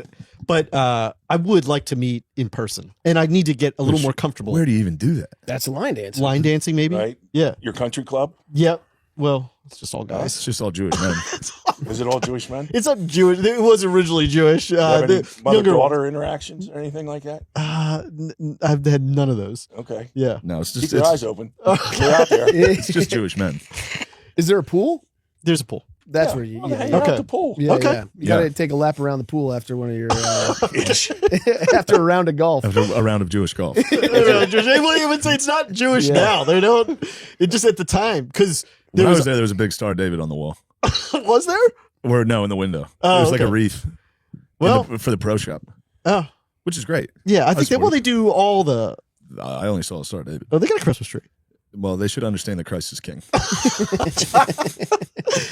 But it is interesting because it started off as a Jewish only, so all the older Jewish guys. only? Yeah, oh yeah. God damn. Because they couldn't get into the other ones in the Right. area. Yeah, so they had to start their own. They started their own. Sure. That's very common. Yeah, and then so go ahead. What do you got? Nothing. Go, what do you got? I got nothing. All right, got something. But the so yeah, it's just the older guys are all very Jewish. Yeah. How can you tell? Their voices. What do they sound like? Oh God, a bogey. Oh Lord. This club in my hands. It hurts. I'll take a 6. Yeah. There you go, Phil. Phil, you're fired from your job, but fuck it. It was time to retire anyway. Getting there. Yeah. It's good to go out getting fired at your age. Yeah. Getting fired is funny. For an old man to get fired from his job for doing a Jewish impression on a podcast is fucking hilarious. I'll take a 6. Phil, can we talk? We need you to come into the office. You're fired. Yeah. But it's also extremely accurate. Yeah. Yeah. Well, how about your Thanksgiving? You were talking a little bit about some of your participants. No. Oh, well, I don't want to throw anybody. Phil, you're nuts on here. What? You're crazy on here. Well, I don't know. No, I mean, you can. I prefer not to. Yeah, that's one. Yeah, of you you. better Yeah, not. yeah. I'm happy to throw myself under the bus for anything. No. Yeah. That's one. No. of you. Yeah. No, Do not. that should be off limits. Hopefully, we get some of that though. I'd love some political fighting at Thanksgiving. Well, we got the participants. I'm down to do it. I love Down it. to do it. I love it. Yep. We'll get you going, and then We got both sides. we do have a Be nice there. mix. Yep. I like but everyone drinks, so everyone really gets out of pocket at night. Okay. I had a nice battle with my uncle and my aunt one year. It was wonderful. But it feels like everybody would be very communicative. Like it wouldn't be passive aggressive. It would just be aggressive. Well- It's just it's pretty aggressive. What happened is this is Jones. Okay, but again, they're gonna hear this. Well, they can hear it, but so she and Shane are going after each other on the political stuff, and all of a sudden, this is after like 3 or 4 hours of drinking, and this is 3 or 4 hours after the Thanksgiving meal, and Shane is arguing with her, talking, and all of a sudden he starts talking like Trump, and she's like a dog. Like she turns her head, like she's trying to understand. Like, is this really Trump talking? Like she's all screwed up. Yeah. It was hilarious. It was hilarious. Yeah, it was fun to argue with her as Trump while she was hammered on wine. Yeah. Like she was like, oh. Shut up. I'm going to get a little quiet piggy at Thanksgiving. At the table, quiet piggy. That'll be chaos. You should gamify it. You should just have like little cards Yeah. around the house. Yeah. Just hot button issues. Yeah. I'll find it myself and go, oh, yeah. Ukraine. You The love bottom that. of every glass is just Yeah. Uh-huh. That'd be nice. Me and Chris got in. We had a nice political debate again. Same one. Yeah. Same one. That's what we had do. for We go 12 out, we years. hang out for hours. Yep. And then a 5th hour in, we go, you suck. And then just have a political debate about illegal immigration for 4 hours. Yeah. And we were with the other writers on the show on Oh, Tires. And like he was, I mean, I hate to, I don't even want to say what you said to me. It was so hurtful. He went low, But you came and back. I went high. You came back with some I sauce. went back with, I'll beat the fuck out of you. Obviously, I would never hit him, and he knows that. But the people we're with were all like, "Oh my god, Yeah, what are these guys take doing?" a smoke I was like, "You break. say some shit like that to me, I'll fucking punch you in the fucking mouth, dude." The whole staff left. They were all Well, just a outside. bunch of drunk guys are like, Shane. Yeah. Oh. That's been tough trying to have like fucking heart to hearts with people. Yeah. And someone just comes out, I was like, dude, what's up? I'm like, what's up, man? I'm good. Yeah. We also didn't even notice that they left. I feel like we Yeah, were arguing for like 20 minutes. 21 We're like, minutes. where'd everybody go? Yeah, they fucking left. Fucking losers. They don't want to have fun like us. I was saying, I truly think I understand what like hot women go through now, given my daily experience. Like when we go out, I don't know how Shane takes it. Not that, again, it's not that They're all staring at my jugs. it's not that I'm not like unbelievably grateful for people to be fans of the show and all that and want to like, meet and take pictures. But then once they get to a level of intoxication, they just like don't leave you. Ooh, You should have seen the squad we assembled at Ryan's. I'm sure. Oh my And they're right goodness. here. We had And- a rough squad. Yeah. It was a girl. Okay. So they're the ones that are like, this is a problem. Okay. Like a guy, you can be like, dude, get the fuck out of here. Right. If they're like hammered and being like rude. This was a girl that was just like kept taking her phone out and sticking it in my face and just like, come on, make a fucking TikTok with me. And I was like, you got to stop. And then Chris kept taking her phone and dropping it in the other booth. And she was like, ah! Oh And I was man. like, Chris, stop. That is, yeah, the women are sometimes the most aggressive. Like the one that was They love pretending they don't know what they're doing, okay. you know? But anyway, it's just something that you get that experience of like when I was working out at the gym, which I had to stop doing because just like guys would come up. Guys, yeah. We're in a conversation I can't get out of. Yeah. You know, There So was, you're equating that to being a hot chick. if you go to a bar and having everybody, everybody in your face and whatever. but no, hot chicks are, yeah, they got it worse. It's 100% the whole time. Right. All the time. outside of the bar. Right. Walking down the street and your friend's dad is going, you hit 13 and a guy's fucking staring at your tits. Right. That's weird. It's just a totally different reality. The worst, I don't get it that much, but if I'm hungover as hell, Oh yeah. unshowered, stinky, just trying to grab a coffee, just Yeah. trying to slip in and slip Then the out. business is like, hey, can we get a picture of you for our Instagram page? And you're like, yeah, fuck it, yeah. Just the worst. They have it on the wall next time you're there. You're just dark red face. Like, Yeah. Oh shit. You're so gracious about it. I don't know how people are not. You have to be, right? It's not that you have to be. It's just what are you, a fucking psycho? Yeah. If somebody comes up and they're like, I'm a big fan of tires. Yeah. Can we get a picture? It's like, absolutely. Of course, yeah. That's awesome. You know? It's weird to me when people say no, but maybe I'll get there. I don't know. I don't think I will. I don't be there already. I don't like, yeah. Yeah, saying no would like ruin my night. I'd feel so bad. Yeah. Yeah.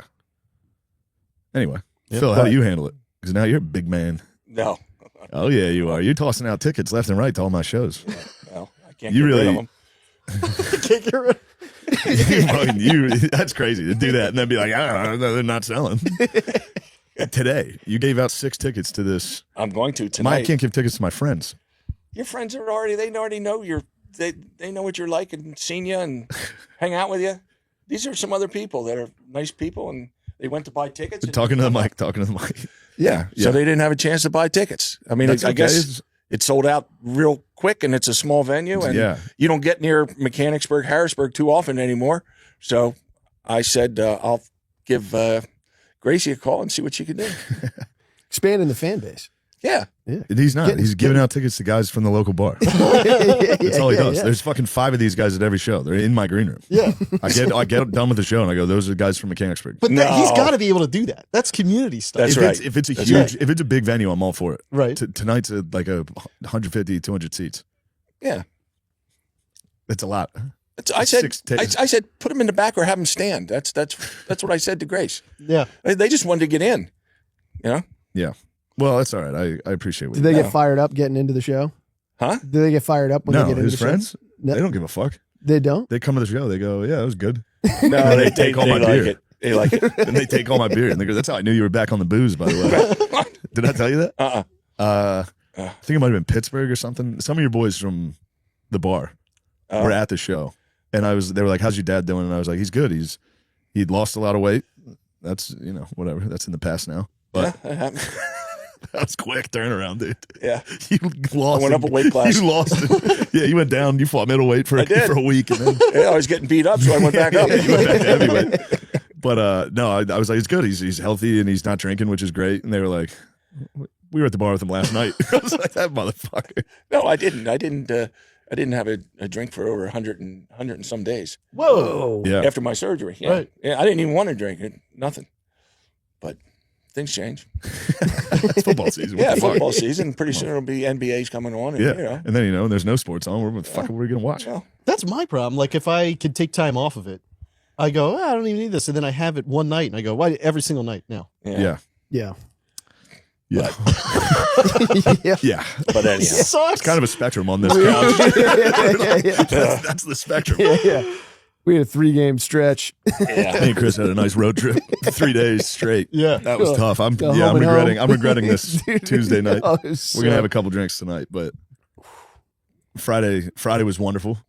Saturday was wonderful, Saturday was wonderful. but Sunday was Sunday was the one you should have skipped. Yeah. Sunday was definitely one we should have skipped, and we knew from the start Yeah.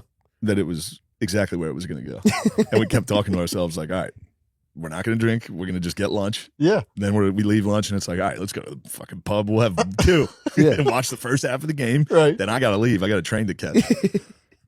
3 beers in, we go, ooh, I'm starting to feel like myself again. We're back. Yeah, it was a good night, though. For the die is cast. For the dice. It's out of our hands. Yeah. There's nothing we can do. Going Starting down to the feel bad good. road. Yeah. Yeah, well, that's kind of pathetic and sad, but fuck it. What's not? It was nice at the time. It was great. Bringing people out to a show. I remember there was back when I was doing stand up that I was opening for Paul Mooney. I was like the guy that opened for Paul Mooney at Helium That's crazy. Yeah. And He's so funny. yeah. Yeah, he's awesome. He is he's yeah. He's- He's not somebody I would like go back and listen to that much. Yeah. I like his appearances though on like radio and like he's just bothering people. Yeah. Right. And it worked on me. The first couple times I heard him, I was like, this fucking racist motherfucker. Like it worked on me. I was like, this guy fucking hates white people. Ah! And then you get older and you realize he's literally just fucking with people. Don't get me wrong, I'm sure he didn't like white people, but it's funny. Yeah. I mean, he Anyway, you were liked me opening enough for to him. bring me back. Yeah. But so there was a hairdresser that I liked, so I had invited her out to the Paul Mooney show. Yeah, and I didn't know too much about him, and then she brought a guy, which was pretty horrible. Mama. And then I forget exactly what he screamed, but he like literally screamed during the show, like, "You're a fucking racist!" Yeah, you got And then him. he got yeah. Yeah, I can get you. So it was like kind of a double whammy on me that night. Yeah.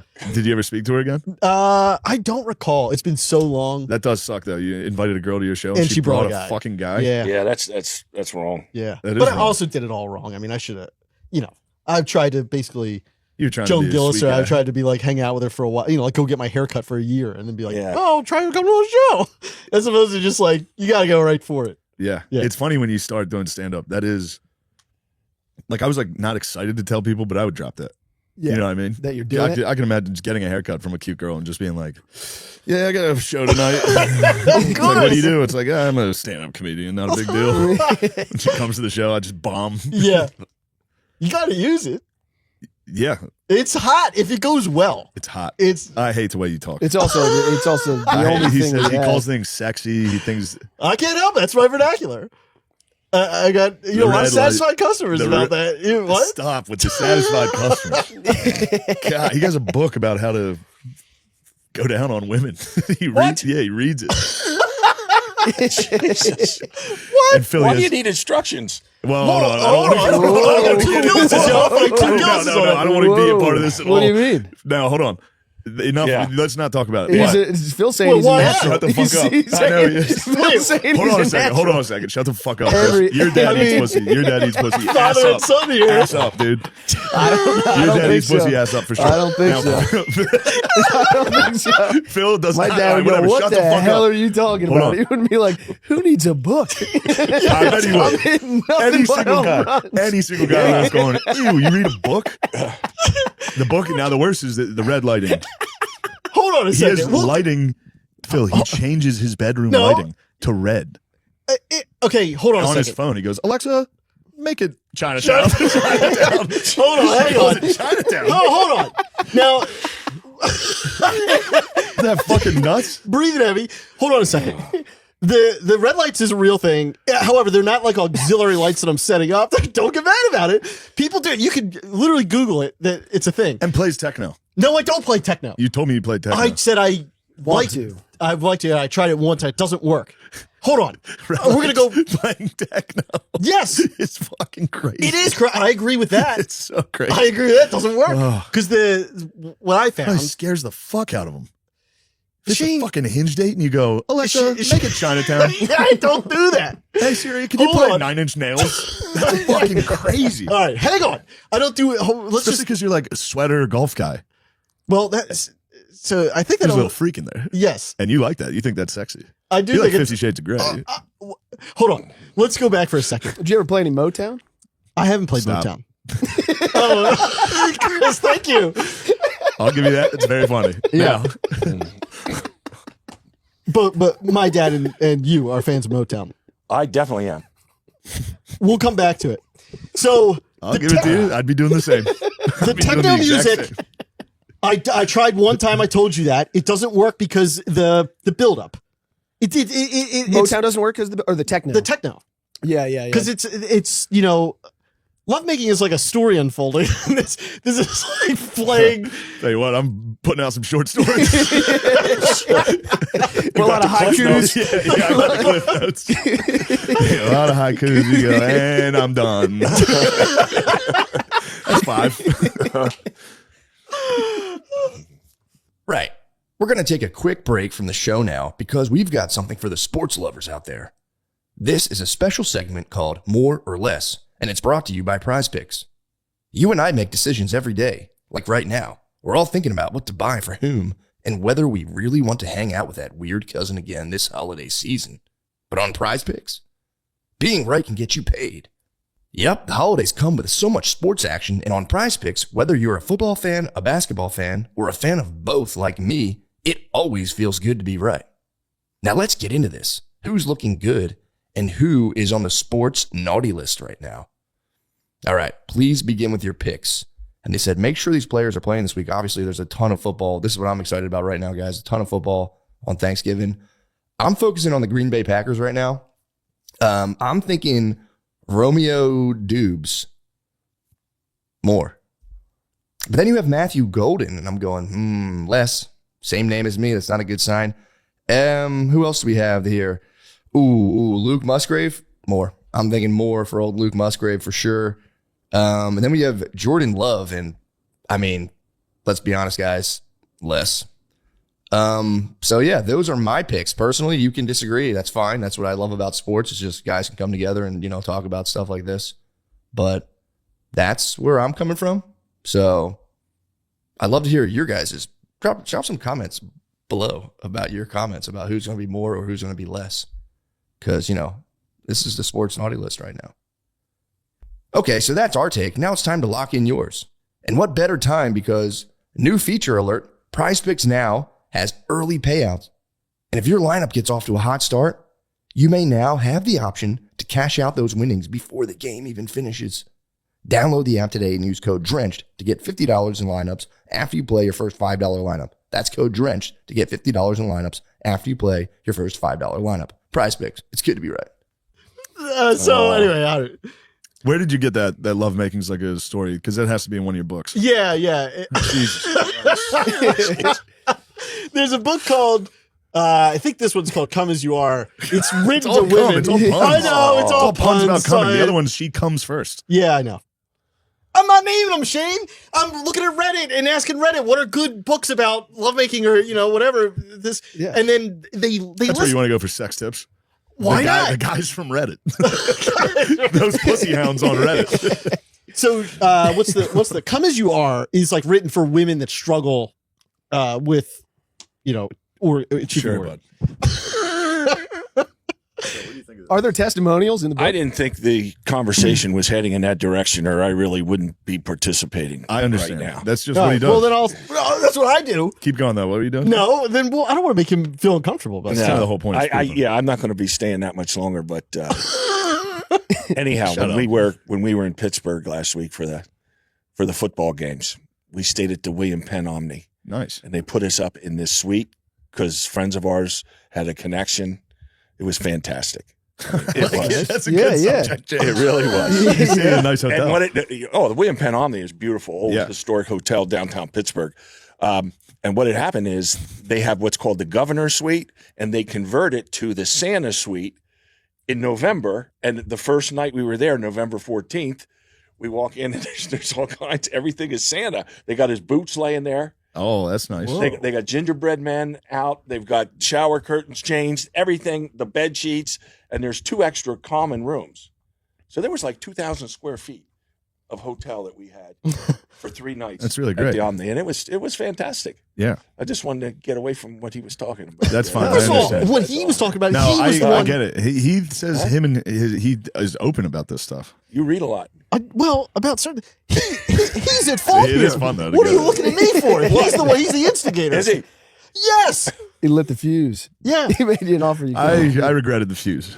I also regretted the fuse. Instant regret. Yeah, that's not what I want. I would like to stay in a Santa hotel room though. That'd be nice. It's unbelievable. How big were the boots? The guy that was taking our luggage out actually thought we left the boots like they were ours, so he brings the boots down to put them in the car. And I said, "Buddy, no, Those are that's Santa's. part of the room. They're not mine. They're Santa's." Yeah. You saw the Pitt Notre Dame game. What'd you think of that, Phil? I thought Was Hunter able to say what's up to you? who? Hunter Biven? I didn't see him there. Oh, okay. I didn't see him there. I You was told looking, me to get the word out that you were there. Yeah, I was looking for him. I didn't see him. I saw. Phil acts like he's not like a glory hound. He's I'm a not. complete glory hound. No, we had. You guys have a lot in common. As No, far as, my friend set us up with great seats right behind the Notre Dame bench on the 45 yard line. We were 3 rows from the wall. yeah, and Phil texted me. He goes, let him know I'm here. Let the world know. Well, them know. they're nice guys. Hunter would have said what's up. Yeah, and I saw Ron Paulus and some of the other guys, but I Nice. didn't have a chance to say hello. They probably wouldn't know me. They would know you. They'd remember you from the commercial. Anyhow, so we saw that Pitt Notre Dame on Saturday, and then Sunday we saw the Steelers and the Bengals play, and that was just Wait, was that wasn't Flacco versus Rodgers? That was it? was an Yes. incredible You were game. there for that? yeah, Oh, that's awesome. yeah, but Rodgers got hurt, and then the other guy came in and he did a great job. But that was fun. I was amazed, truthfully, at how much support those Steeler fans give that team. Yeah, yeah. I mean, that stadium, they are 100% for the Steelers, and they cheer every play. Yeah. And even though, people may not like this or that, they support that team. I would love to play for the Steelers after. I mean, seriously, It's a after good football as far team. as an NFL team, I would love to go to Pittsburgh and play for the Steelers. They really do a great job with them. So I've always wanted to see a game in that stadium. I've never seen a game in that. I don't think I've stadium. ever seen the Steelers play. yeah, How about that? yep, Yeah, I don't think I have either. We got to get out there. Those are the best fan bases, though. yeah, they are. They're small Cincinnati's towns. got a good fan base. Green Bay, Buffalo's Buffalo, yeah, Green Bay, Bay, great. Buffalo's great. Yeah, The Eagles are great. Eagles are great. The Eagles are such a fun fan base. Yeah. They're like an evil version of the Bills Mafia. Evil, but They really Yeah. are. They're Yeah. just the fucking devil. no, It's fun though. yeah, they sort of had a thuggish reputation, the Eagles fans. Yeah, it's fun. Yeah, but I think they're getting away from that because they raised ticket prices so much that some of the riffraff. well, I they're don't wanna outside. say that. They're outside of the Yeah. Oh, they're stadium. outside. They're Oh, not going in. Yeah, yeah. No. Yeah. I went Yeah, there you- once. I went there. I saw the Eagles Niners a few years ago. I went into the game. I had $9 to my name. I bought a Bud Light. It was $9. I was like, fuck. I have $0. I don't know. I went with it was Big J and Soder, and they were like, "Do you want to come to this game with us?" And I was like, "Yeah, fuck yeah." And they were like, "Here, we got you tickets. You can't say we don't have any more with us. You're up in the." I was up in the nosebleeds with Big J's sister and brother-in-law, just me and them freezing. It was cold and rainy. I got one beer. I was like, "Well, yeah. down to $0. I don't know how I'm getting back to West Philly." Unreal. Yeah. That's And I nice. always, Those- I've told this story 1,000 times, but when you were overdrafting Chipotle, I love how you say it. what? Chipotle. Oh, Chipotle. Yeah. And, Overdrafting Chipotle for sure. yep. But And- the reason I brought that up is because the riffraff are still outside. Some of my buddies are like Philly trash, and they were out there. They're snorting shit off their dashboard. Yeah, Their yeah. tailgate was like, "Let's snort oxys." Oh, I God. was like, "No thanks." Yeah, they're getting after it. A couple pain pills in the parking lot Oh my before God, the I'd game. cry if I had to be around. If I had a, I'll tell you what, I wasn't too comfortable. yeah. watching guys snort Oh pain my pills. God. Yeah, I don't know Let's if we go need to do that. Eagles. Right. What's going to happen? Yeah, game's not for 2 hours. You're gonna get tired. You're gonna not feel your body and go into Xfinity Live and try to fight someone. Ride the bull, just get hawked off the bull. Yeah, yeah. They're still there. They're not going anywhere. Yeah. Yeah, it's tough getting back to your car. There's a new class of plumbers snorting pills out there, waiting for somebody in another jersey. The fuck is that? Jeez. No, it was a great weekend, though. It was. That's good. What do you got next, Phil? What's going on? What do you got on the docket? I know your knee's bothering you. I might send you down to Austin and get some stem cells in there. I took a shot of cortisone yesterday. So it's helped me. It's helping? Yeah. Oh, It takes a while. Steve's got arthritis. Yeah. Do you? I haven't gotten cortisone yet, though, because it's apparently only so many you can get of those.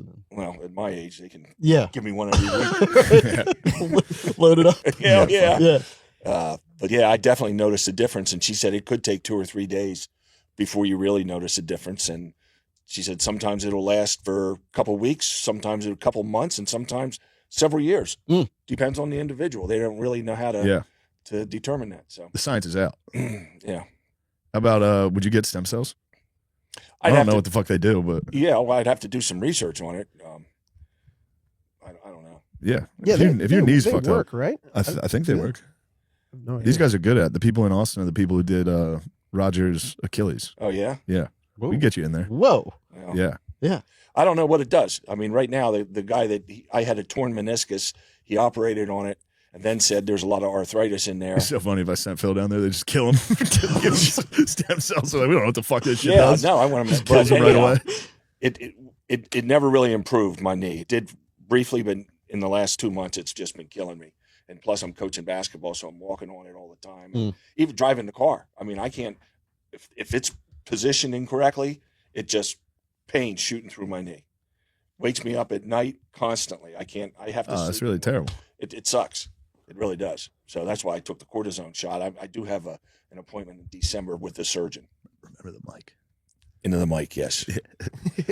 No, my voice carries. Some guys aren't for showbiz, Phil. I think I'm getting like a hip thing. I think I get like a hip pointer. I think from you just, and me like- are drinking. And That's what I'm saying. Yeah. I think you and me I are falling drank my asleep way on into a things. sports injury.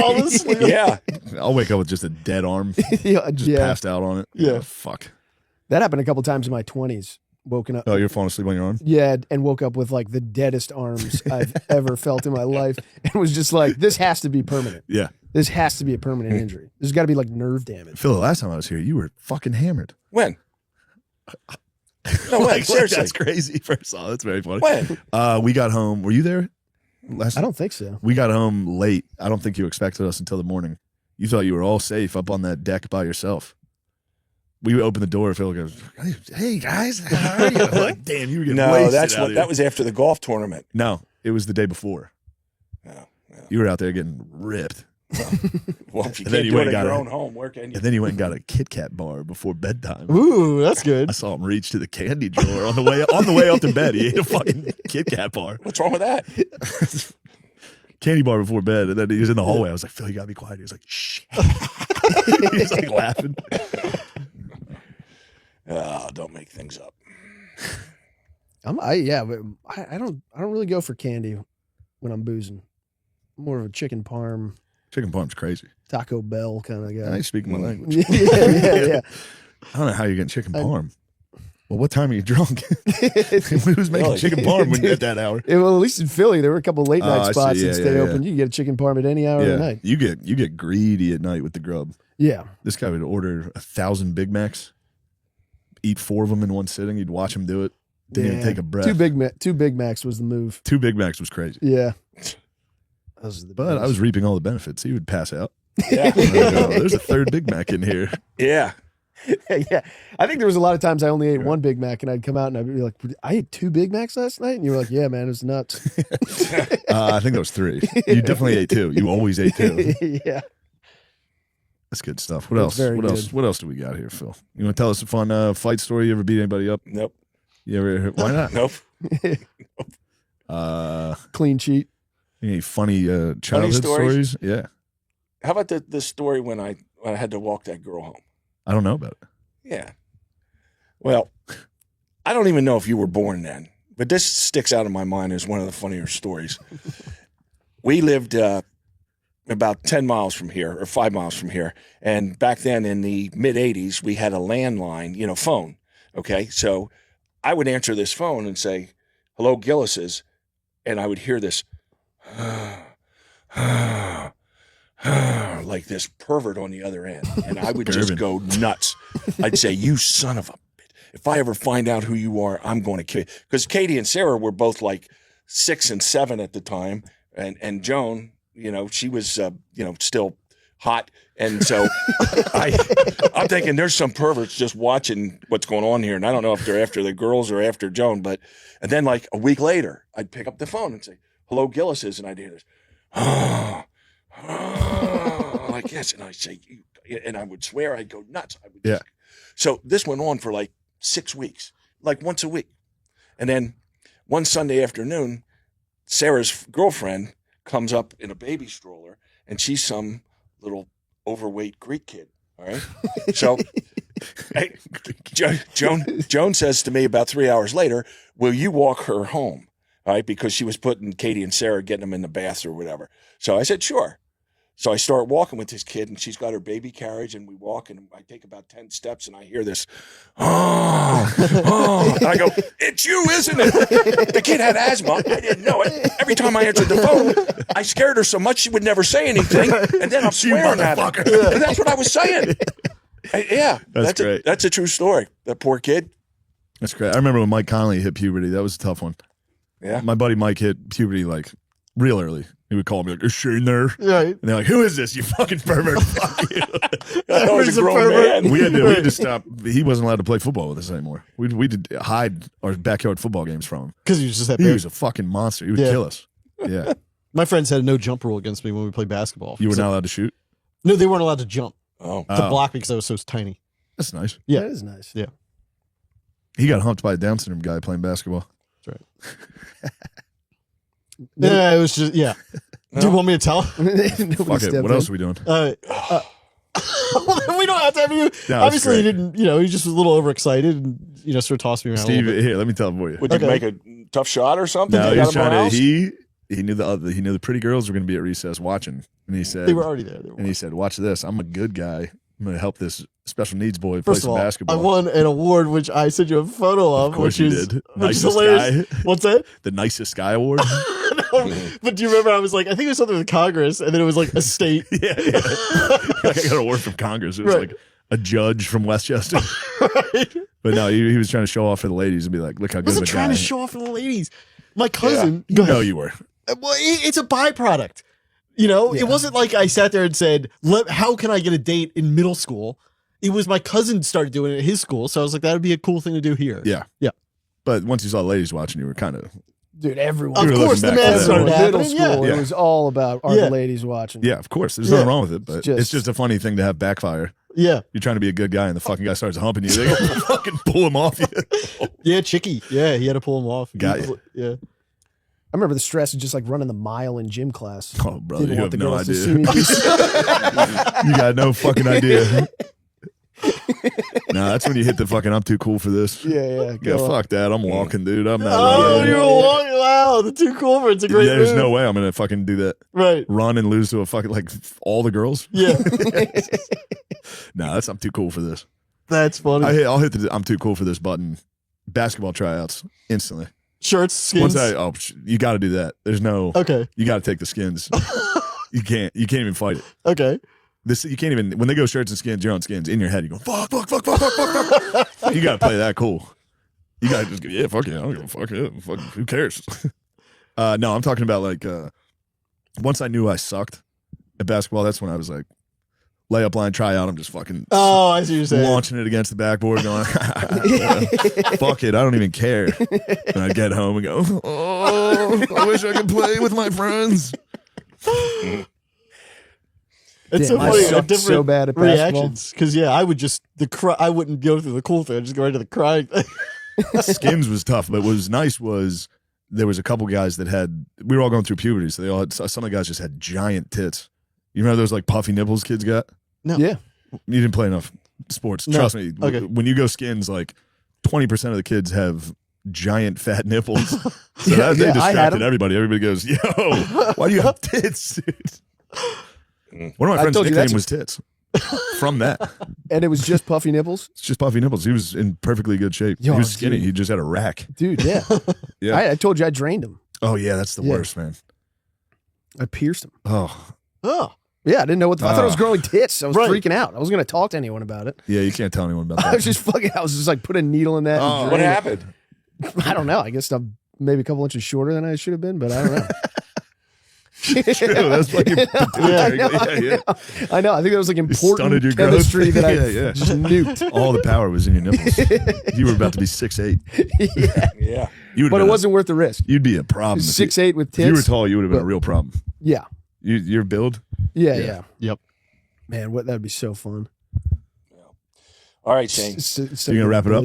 Got to wrap it up. Got to get ready for our basketball. Okay. You got anything to say? The guys have been waiting for you to be on the pod for Well, I don't really know who the guys are. To tell you the truth. everybody. Everybody. All right. It's like Fight Club, dude. It's All like right, your guys. fucking your chef. You're fucking Good to be with you today. Yeah, this is nice. Let's pop in before Thanksgiving. Good to see everybody. Yeah. All right. I'm out of here. all right. We'll keep going. Yeah, sure. What are we at You time good? wise? It's a tough couch to fucking get out of. Deep. This episode is brought to you by Dose. Supporting your liver daily with Dose is one of those small things that can make a huge difference in how you feel overall. You're going to reduce sluggishness, get rid of midday crashes, support your metabolism, and aid digestion. Plus, it tastes like freshly squeezed orange juice. How about that, Matt? That's nice. Get ready to give your liver the support it deserves. Head to dosedaily.co/MSSP or enter MSSP to get 41% off your first subscription. I like it. That's great. Yeah, It's good for you. it's good for you. Do it.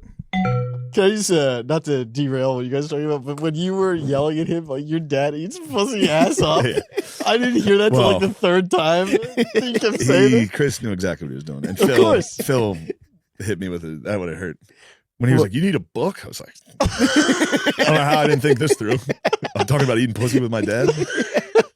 That's a fucking crazy thing. Yeah, I didn't know if you wanted him to dive in or not. No, absolutely not. Obviously, it would be funny, but I don't need that. No. And I feel bad for him. You know, Yeah. I don't think he understands. Just A how many podcast. people watch yeah. What are you doing down there with your fucking friends? Yeah. You weirdos. He Yeah. comes out. He's like, I think we got a good team this year. And, you can't win without good kids in coaching. Yeah, to go deep into the pussy eating conversation. Straight to pussy Then just eating. pour Yeah. then just pour 60 beers on top of that. Wake up tomorrow. Yeah. Whoa. Yeah, that'd be sad. It'd be nice to take it easy tonight. Yeah, oh yeah, I'm taking it easy, dude. You think you're taking it easy? Yeah. I got burnt. I walked You too did get close. burnt. I got too close to the sun. I got to stop doing that too. I was, yeah. You can't go into deep waters. I mean, I've been in the deep. You I've have, been yeah, in the you deep. are. at I've been in the water. He deep, goes, but he goes, yeah, but it's not. He's not built for it. No. No, the wheels come off. You start going, yeah. well, also fuck it, I'll do a shot of your whiskey. depth is so much. I'm just drinking brewskis.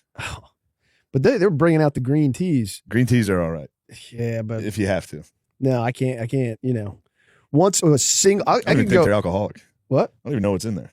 Enough, enough to No, change. you start hitting that brown. Like, the brown is that's that's when deadly. he's going for a run. Sure. That's when he's fighting. Me and him are fighting. Right. Yeah, that's true. But I don't think I asked for the brown all weekend. But every once in a while, someone's. Oh, it found its way. Yeah. Somebody offered me a shot. I go, Chris will fucking do it. Ugh. Yeah. I was saying no. We said no to a twisted tea chug. That was big. It's an insane offer. Hey, you want to chug a twisted tea? Oh, Yeah. no, thank you. And then they were like, Like, come I'm on, gonna I look bought like a it. dick if you don't do Yeah, it. yeah, It's yeah. like, well, Like, here, we'll film it. Chug this. You go, yeah, that's good. Let's get that out there. My fat neck chugging a fucking, just looking into a camera like, hey, Westchester. And kids would come up, dude, be like, yo, can you shout out fucking Sigma Chi, whatever the fucking frat is? Yeah. I usually say no, but every once in a while I'm drunk enough to be like, yo, Sigma Chi. I'm a loser, dude. I get into town, I become a fucking embarrassment. oh, No, you man. don't. It's really embarrassing. You're so It's true. nice about it. I'm nice to people, but then you hang out too late at Right, college too bars, late, and that's what I there's a was bunch saying. of college kids coming in and be like, Shane. Just beer, Shout out our beer frat. breath right in your Yeah. face, spitting on you. Yeah. But I get it. I remember. Sure. If I was a college kid, I'd be so happy. Sure. Oh, it was a dream. What? College, yeah. Man, it was drinking. It was a dream. Oh, a dream. I thought Getting you- fucking wasted It in was college. drinking. Oh, it was so I fun. think we might have lost the account, man. He What? went through hell this weekend. I did. He's on a different plane. I He's got it. ascended. Now I descended. He's ascended. I descended. I need to ascend. We do. I need to. I will. need, We're a, gonna I need do- a big dry out. You and me are going to be in complete control. Don't worry. It's only the holiday season. I need a big It's dry out. only the It's only the holiday season. We're probably not going to be drinking that much and not depressed at all. No, well, my family goes light on the booze, so I can get. We'll go light at Thanksgiving. Yeah. It's well, they won't, but I will. I don't like getting drunk in front of them. No, I guess My family? Yeah, yeah. No, for real. Yeah. Yeah. It's bad luck. Yeah, especially the way I actually drink. Oh yeah, yeah. If I showed up dude. and was like, "Watch this," I'm gonna have 25 fucking beers. No, yeah. Actually, that would be funny. They treat it like the medical emergency that it is. It's like, yeah. Like, wait, so what you're doing this when you're not around? Yeah. This is what you're doing? No, this is just. No, this is for Thanksgiving. Just, I Come on. miss you guys. Just miss you so damn much. I don't want to remember it. I don't even want to remember seeing you. That's good stuff. Yeah. That's fine. We're in complete control. Now, are you excited for tires? I couldn't be more excited. Yeah, I'm excited. It's going to be so much fun. I'm excited. It's the best. It's incredible. Just filming together, goofing off. You'll get mad. Oh, it's going to be cold. You're going to be such a bitch the whole time. I think I'm going to be a bitch too. It's cold. It is cold as fuck in there. We only got a little lick of the winter last year. We're going to be in the depths. My understanding is that there's like heating elements outside now, and that they're going to be a little bit better about having places for me to go personally warm up that would not 'cause affect you your. ruin a room. I accidentally I did that once. You set it to 95 degrees. He does have a nice trick to keep me out of his office. Oh, At the writing room. Yeah. I go in there, I take 2 steps Sweltering. into the room and I go, oh my God, get the fuck out of here. Yeah, I'm like cold blooded. My temperature runs low. I Yeah. do great in the summer. Yeah. I like walking around the office and seeing what you guys are up to. Yeah. Walk past yours, you're laying on an inflatable mattress. Chris is asleep on a fucking beanbag. It's fucking crazy. Dude. Everyone's asleep. Dude. the whole staff's asleep. It's exhausting. Well, trying if to think. if you come in at like 2, yeah, dude. I hear you. 4 hours of hard thinking. It's nap You time. got to lay it down. A lot of guys Yeah. napping. You got a lot of naps in there. You got to lay it They're down. like, we need the scripts by Thursday. Everyone's oh fuck, John, hurry Yeah, up, yeah, John. Please, John. But yeah, this is it's just so exciting, and that is the one thing I was saying is like to be famous for like small famous that I am for like this reason. Yeah. Well, you know what I mean. Sure. Oh. No, not you. I'm just saying. Oh. I don't like even talking about it, but yeah. Oh, well, I mean, it is a factor. Yeah. Yeah. But for this reason, like it's just so nice because it's about a show. Yeah. You and John and it's like For sure. people that really care about each other. I But couldn't imagine who being the like, fuck would want to be famous? well, That shit's wild. that's my point. It's like I if you were reality show famous. Yeah. Just What a desperate, nightmare. just trying Right. to be famous. Oh, Yeah. man. You don't want to have talent at all. You just want to be famous. Right. Gross. Nightmare. Yeah, but it is funny. I do like seeing you be the big man on campus. I like watching you walk around and go, oh yeah, that's me. That's not what I do. Oh yeah. I don't do that. Oh yeah. But I'll tell you what, it is rewiring my brain, because bars I used to never. So I'm trying to get Yeah, better. you're having fun a little. Shane's trying to get me out of my comfort zone, which I'm eternally grateful for. And went to the Eagles Halloween thing. Yeah. And, Oh man. yeah. Just immediately- Dressed as Jafar. Yeah. Just going, I can't see. I'm kind of blind. This is Jordan tough. Mailata hitting you with a stick. Yeah, That's right, awesome. Yeah. right out of the gate. Yeah. What was the Um, picture? I thought he wanted us in the picture. Yeah, So but nobody can I understand was what like, he's saying. Steve, let's go. Yeah. Oh no. But he was saying, get out. He was saying, not you. But I was like, no, yeah. Yeah, No, yeah. yeah. No, yeah. No idea. You're like, hi, I'm Steve. Who the fuck are you, bro? Right. The fuck out of here, bro. I mean, I'm not dogging on Joe. He is a No, he's a really fucking man. awesome guy. Yeah. How fucking nice is he? Yeah. Great. Everyone Dude, was so and nice. Obviously, everyone's great, Yeah. but I went to, me and him after the Halloween party went to Bonner's. Yeah. I just sat with him at the bar at Bonner's. He's huge. He's dressed like It's a vampire. the Witcher. Oh, was that what it was? Yeah. And he was just getting into singing. He was talking about his singing. He loves singing. Yeah. He started See? singing. It was very funny. That's fantastic. See what? See what? The Getting difference into between singing. you and Jordan Mailata Yeah, singing? if I was just gigantic and I said I want to dance, you would be, I can't stand it. You'd be like, it's so cool. If you were, first off, I wasn't saying, oh, it's so cool. I thought it was funny. It's funny to hear a guy that it's that big. Yeah. Be like, I'm thinking about getting into singing, bro. Yeah, man, fuck yeah. I wish He's I were got that a really big. good voice. Yeah, he does. That's the difference also. If you had a great voice and good moves, I could support it. Okay, you'll have to work on the moves. The moves are actually pretty good. No, I will say that. You do have good moves. They're gonna come. They're gonna get better. And you got long legs. You fucking look it's good so out long. there. Yeah. Like some type of bug on the dance floor. You look I like don't a look good. fucking bug out there. I know. I And wish I- I was more proportioned. No, I think long legs is good for square dancing. Line Fucking all dancing. three of us are pretty fucked in proportion. What are you talking about? You're Shut an the ideal fuck male, up. Shut the man. fuck. I'm the ideal male. Hey, let me tell you. Talk to my ex. Hey, thought about it.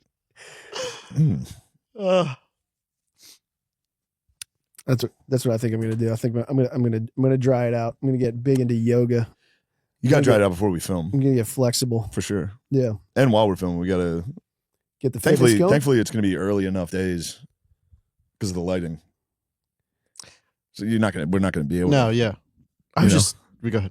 No, that's it. They should It's get kind of like gym. a little bit of identity crisis to think about how different I would be if I was Jordan Mailata's size. God, I'd love it if you were the exact same.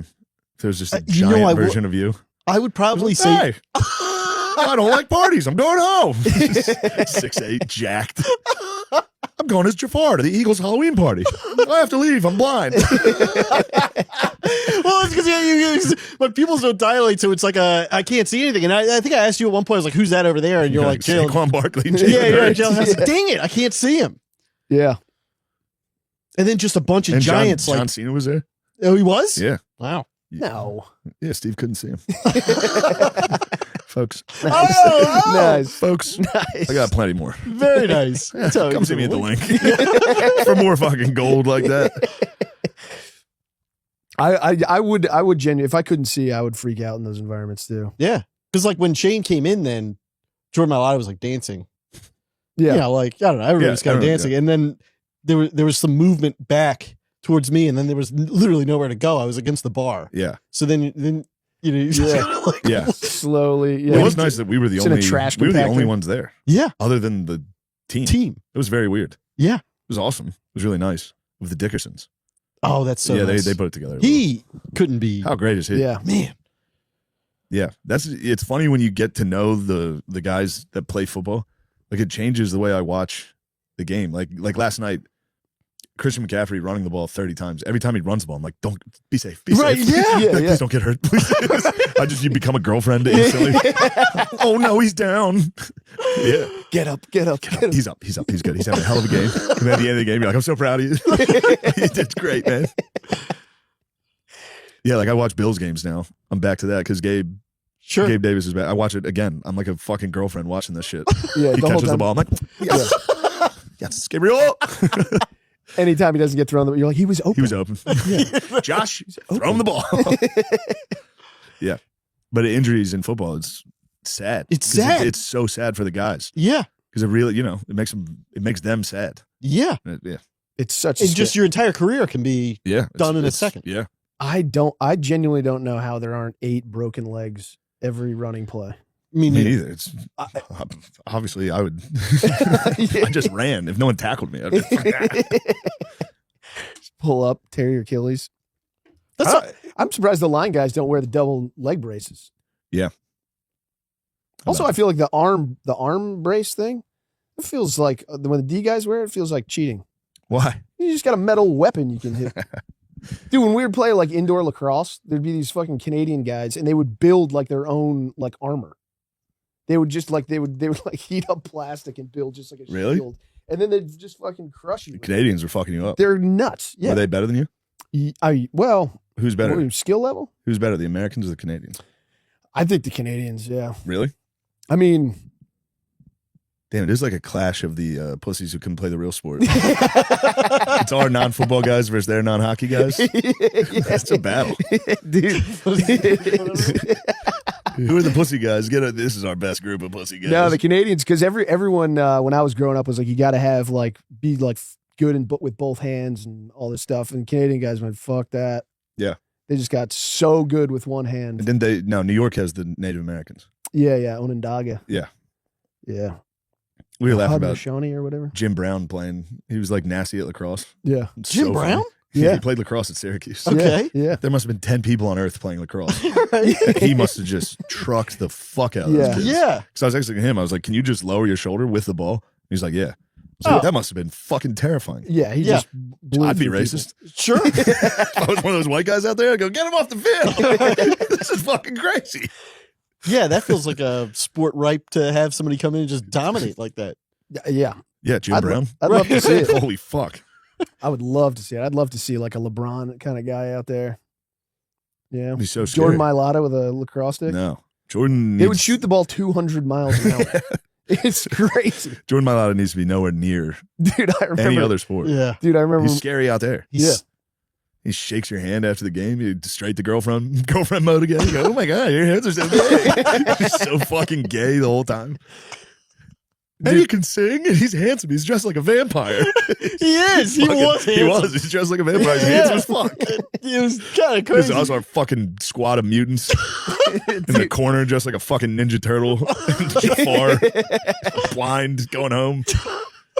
We got a whole team of pugs in the corner. These are my buddies. We're all fucking pieces of shit.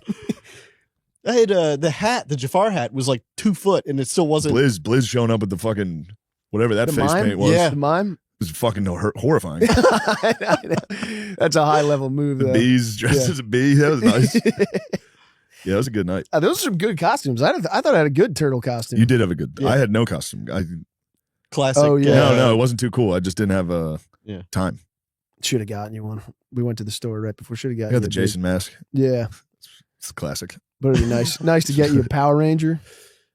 Yeah, I'm not. Get your big I don't know Power how Ranger built jumpsuit. I physically am for a bodysuit. Well, it's baggy. It better be. It better be baggy. Dude, the problem There's with a lot of problems with a latex suit with me. And the penis might be number 2. The Yeah. love handles is where we're running into some real fucking chaos. Just a Power Ranger belt sagging underneath my gut. I mean, I'd be with you. I go, I'm going home too. This fucking blows. I think that'd be such a sick look. If I pulled it, yeah. If I wore it with confidence, yeah. Yeah. But there's no Just way I owned would. it. There's no way I could. I'd be doing the adjust my fucking shirt the The entire adjust my time. shirt move, yeah. Pulling the penis out this time the whole time. Don't get that spandex off my dick. This is crazy. Jordan Mailata was going to see my tiny penis. Dude, I remember when we were in like, I think late middle school, early high school, Casey Powell, who's like the best player in the world at the time, came and we were hanging out and he was like shooting. He was shooting like 95 miles an hour and Sullivan just picked up a stick. He was in 8th grade. Yeah. He just picked up a stick and shot like 110. It was Yeah. Casey Powell was 25. Sullivan was a horse, though. Yeah, He's a monster. I can't imagine an NFL lineman like actually playing lacrosse and shooting the ball. He's fucking funny. If you're allowed to just truck people, It would kill goalies.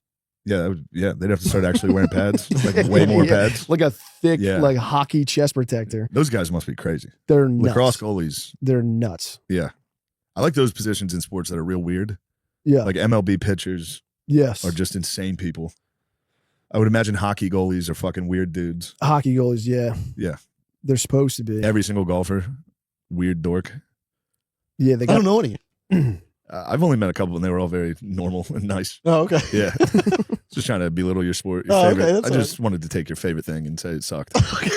Even though it doesn't. No, but it has to a little bit because it's such a head That case is, I position. would imagine those Yeah. are weird people.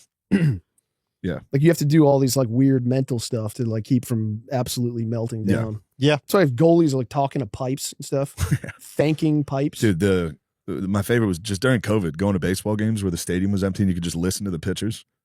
They're fucking insane, dude. They're What are they screaming and saying? stuff. Every time they put that glove over their face, Yeah. like, you motherfucker, fuck, Really? They're just back to the game. You're like, holy shit. Whoa. Yeah, they're mental patients. Wow, that's yeah. really interesting. I mean, I get it. Yeah, giving up a home run. Yeah. You can just hear it as soon as it leaves the bat. You hear the pitcher, "Fuck, son of a fucking bitch, give me the ball." Just winging the next pitch. I can't imagine. I can't imagine like having the confidence to just throw the pitch over the plate. Tommy put me onto that. It's very funny when someone gives up a home run. Usually the next pitch is 95 fastball down the middle. Like they're like, "Fuck you, fuck you." Just fast Gone again. Gone. Shit. That's got to be the worst feeling in the world. Giving up a homer? Yeah. It's a tough one. Giving up a sack sucked. Yeah. Oh my god, That was it's gotta really feel shitty. horrible. Yeah. Especially you're friends with the quarterback. He's your buddy. Just You're like, dude, I'm getting killed. I don't know who the fuck this guy is. I'm gone this game. Run away. What can you do if you're just getting smoked? What do you Nothing. just lunge Hopefully at him? Hopefully the coach can make an adjustment and help. Yeah, help get the with running block. back chip. Yeah. Yeah. But we didn't have that. Ugh. So it was just you're gonna get fucked up today. Yeah. All day. You're gonna, shit. How many times did that happen? Just Happened the guy, once. Yeah. Happened to me once. It's It the was guy my across last from game you. of my senior year. Oh no. And the guy across from you just play one. You were like, I'm not Yeah, good. I like never gave up a sack, and then this one game, this guy was just killing me. Final game. Yeah. Never played another game. Yeah. Oh dude. no. That's all right. Fuck it. I got a memory. I got- don't care. I got Yeah, a but memory it's like still, that yeah. in college. Oh, I My- thought you were going to your hockey story. no, That's my no. favorite. Oh, that's He a tough retired one. from hockey. That's a tough one, He's But- like deeply troubled by it. dude. Conference championship my senior year of college. They dialed it up. They called the play to me. Oh, Like, take this guy to the rack. Had a shorty. Dude stripped me, oh. and I like never turned the ball over. Yeah. Oh. Never stripped me down the other way. Didn't see the field again. Oh man. It was like a fourth quarter. Game's like it's like 7-7. Yeah. Run the play. O'Connor, you ready? yeah. Yes. And I went into it. We were like, Yes. I am going to smoke this kid, and he just twigged You me. go, yeah, all right, motherfucker. Here we go. Ah, And dude, shit, I'm like- off the field. Dude, it was like it's like one of those things you scream about in the shower, because it was a thing where it's like I hadn't been playing well in the last quarter of the season, but the coach was still like, I know. He literally pulled me aside and was like, I know you still got goals. in you." Oh no. Yeah. And I was like, hell yeah, dude. That's nice though. Yeah, he's great. Yeah. And then turned out I didn't have goals left. That's all right. But it was like so painful. He literally like game on the line gave me a shot to make a difference. That's tough. You never told me that story. Oh, it was brutal. Yeah. It's literally like the last play of my Yeah. heartbreaking. That's really hurting you guys. Shit. Yeah, that's a tough one. It's all right. That's how sports ends though. Yeah. No, you don't end on top. No, You, unless end- you got Unless- humiliated. Sure. You go, fuck it. I'm not doing this. When was your last sport? That would be probably Little League baseball, and it was just couldn't. But you were just short. Yeah, When did you grow up? When did those fucking legs take off?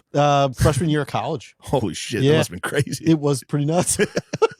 How much did you grow? For 6 inches, 7 inches, In a year? over the time. Yeah, God, that must have hurt. it was crazy. It was crazy to have to like buy new pants in a year. Yeah. That's a dream though. I always held out hope. Yeah, I 'cause would I would learn about people growing in college and be like, There's a still chance. happen. Yeah. I saw an endocrinologist and they said 5'6", 5'7" tops. Really? Yeah, and then I don't think they know shit. I don't know. They get that wrong all the time. Right? They're just looking at an X-ray. Yeah. Yeah, it's a scam. Endocrinologists, I'm coming for you. You fucking I remember it liars. was so humiliating because they had like a bead of testicles. Did I tell you about that? It was like Like a size chart. a size chart, like Yeah. where But it was like beads, on a rope, like a Yep. butt plug rope. Yep. And then my mom so they checked me, and then my mom came back in the room and was showing where my testicles were on this. Like, On the big balls? yeah. What? Yeah. Is that how they see how tall you're going to be? No, I think it was the X-rays, but they were just they're checking like, here, that this to is just see. to show you where you stack up. What the fuck? What doctor is this, dude? Get rid of that That's fucker. My recollection. Just so of you it. know, also you have small, tiny balls. Yeah. Just for there's no medical difference. You're going to be able to have kids, all that. This Right. is just for you. It has Testes no are- bearing on anything else. Just want you to know you got a little tiny dick. Right. All right. Thanks for that. You're like Yeah. matching up to the age group that typically. That's a doctor with small, tiny balls. Yeah. And he's got a notch on there. Right. And he's going, got you. Not so small. The 99th percentile Yeah. balls. Yeah. All right. Well, How? What was the biggest ball on the chart? Would you say? Don't recall. that would have stuck out to me. I would have been like, holy shit. This poor fucking guy. That's crazy. Yeah, I don't know. I don't think they were like abnormalities. I think it was like Yeah. once you got up to average male is basically where it ended.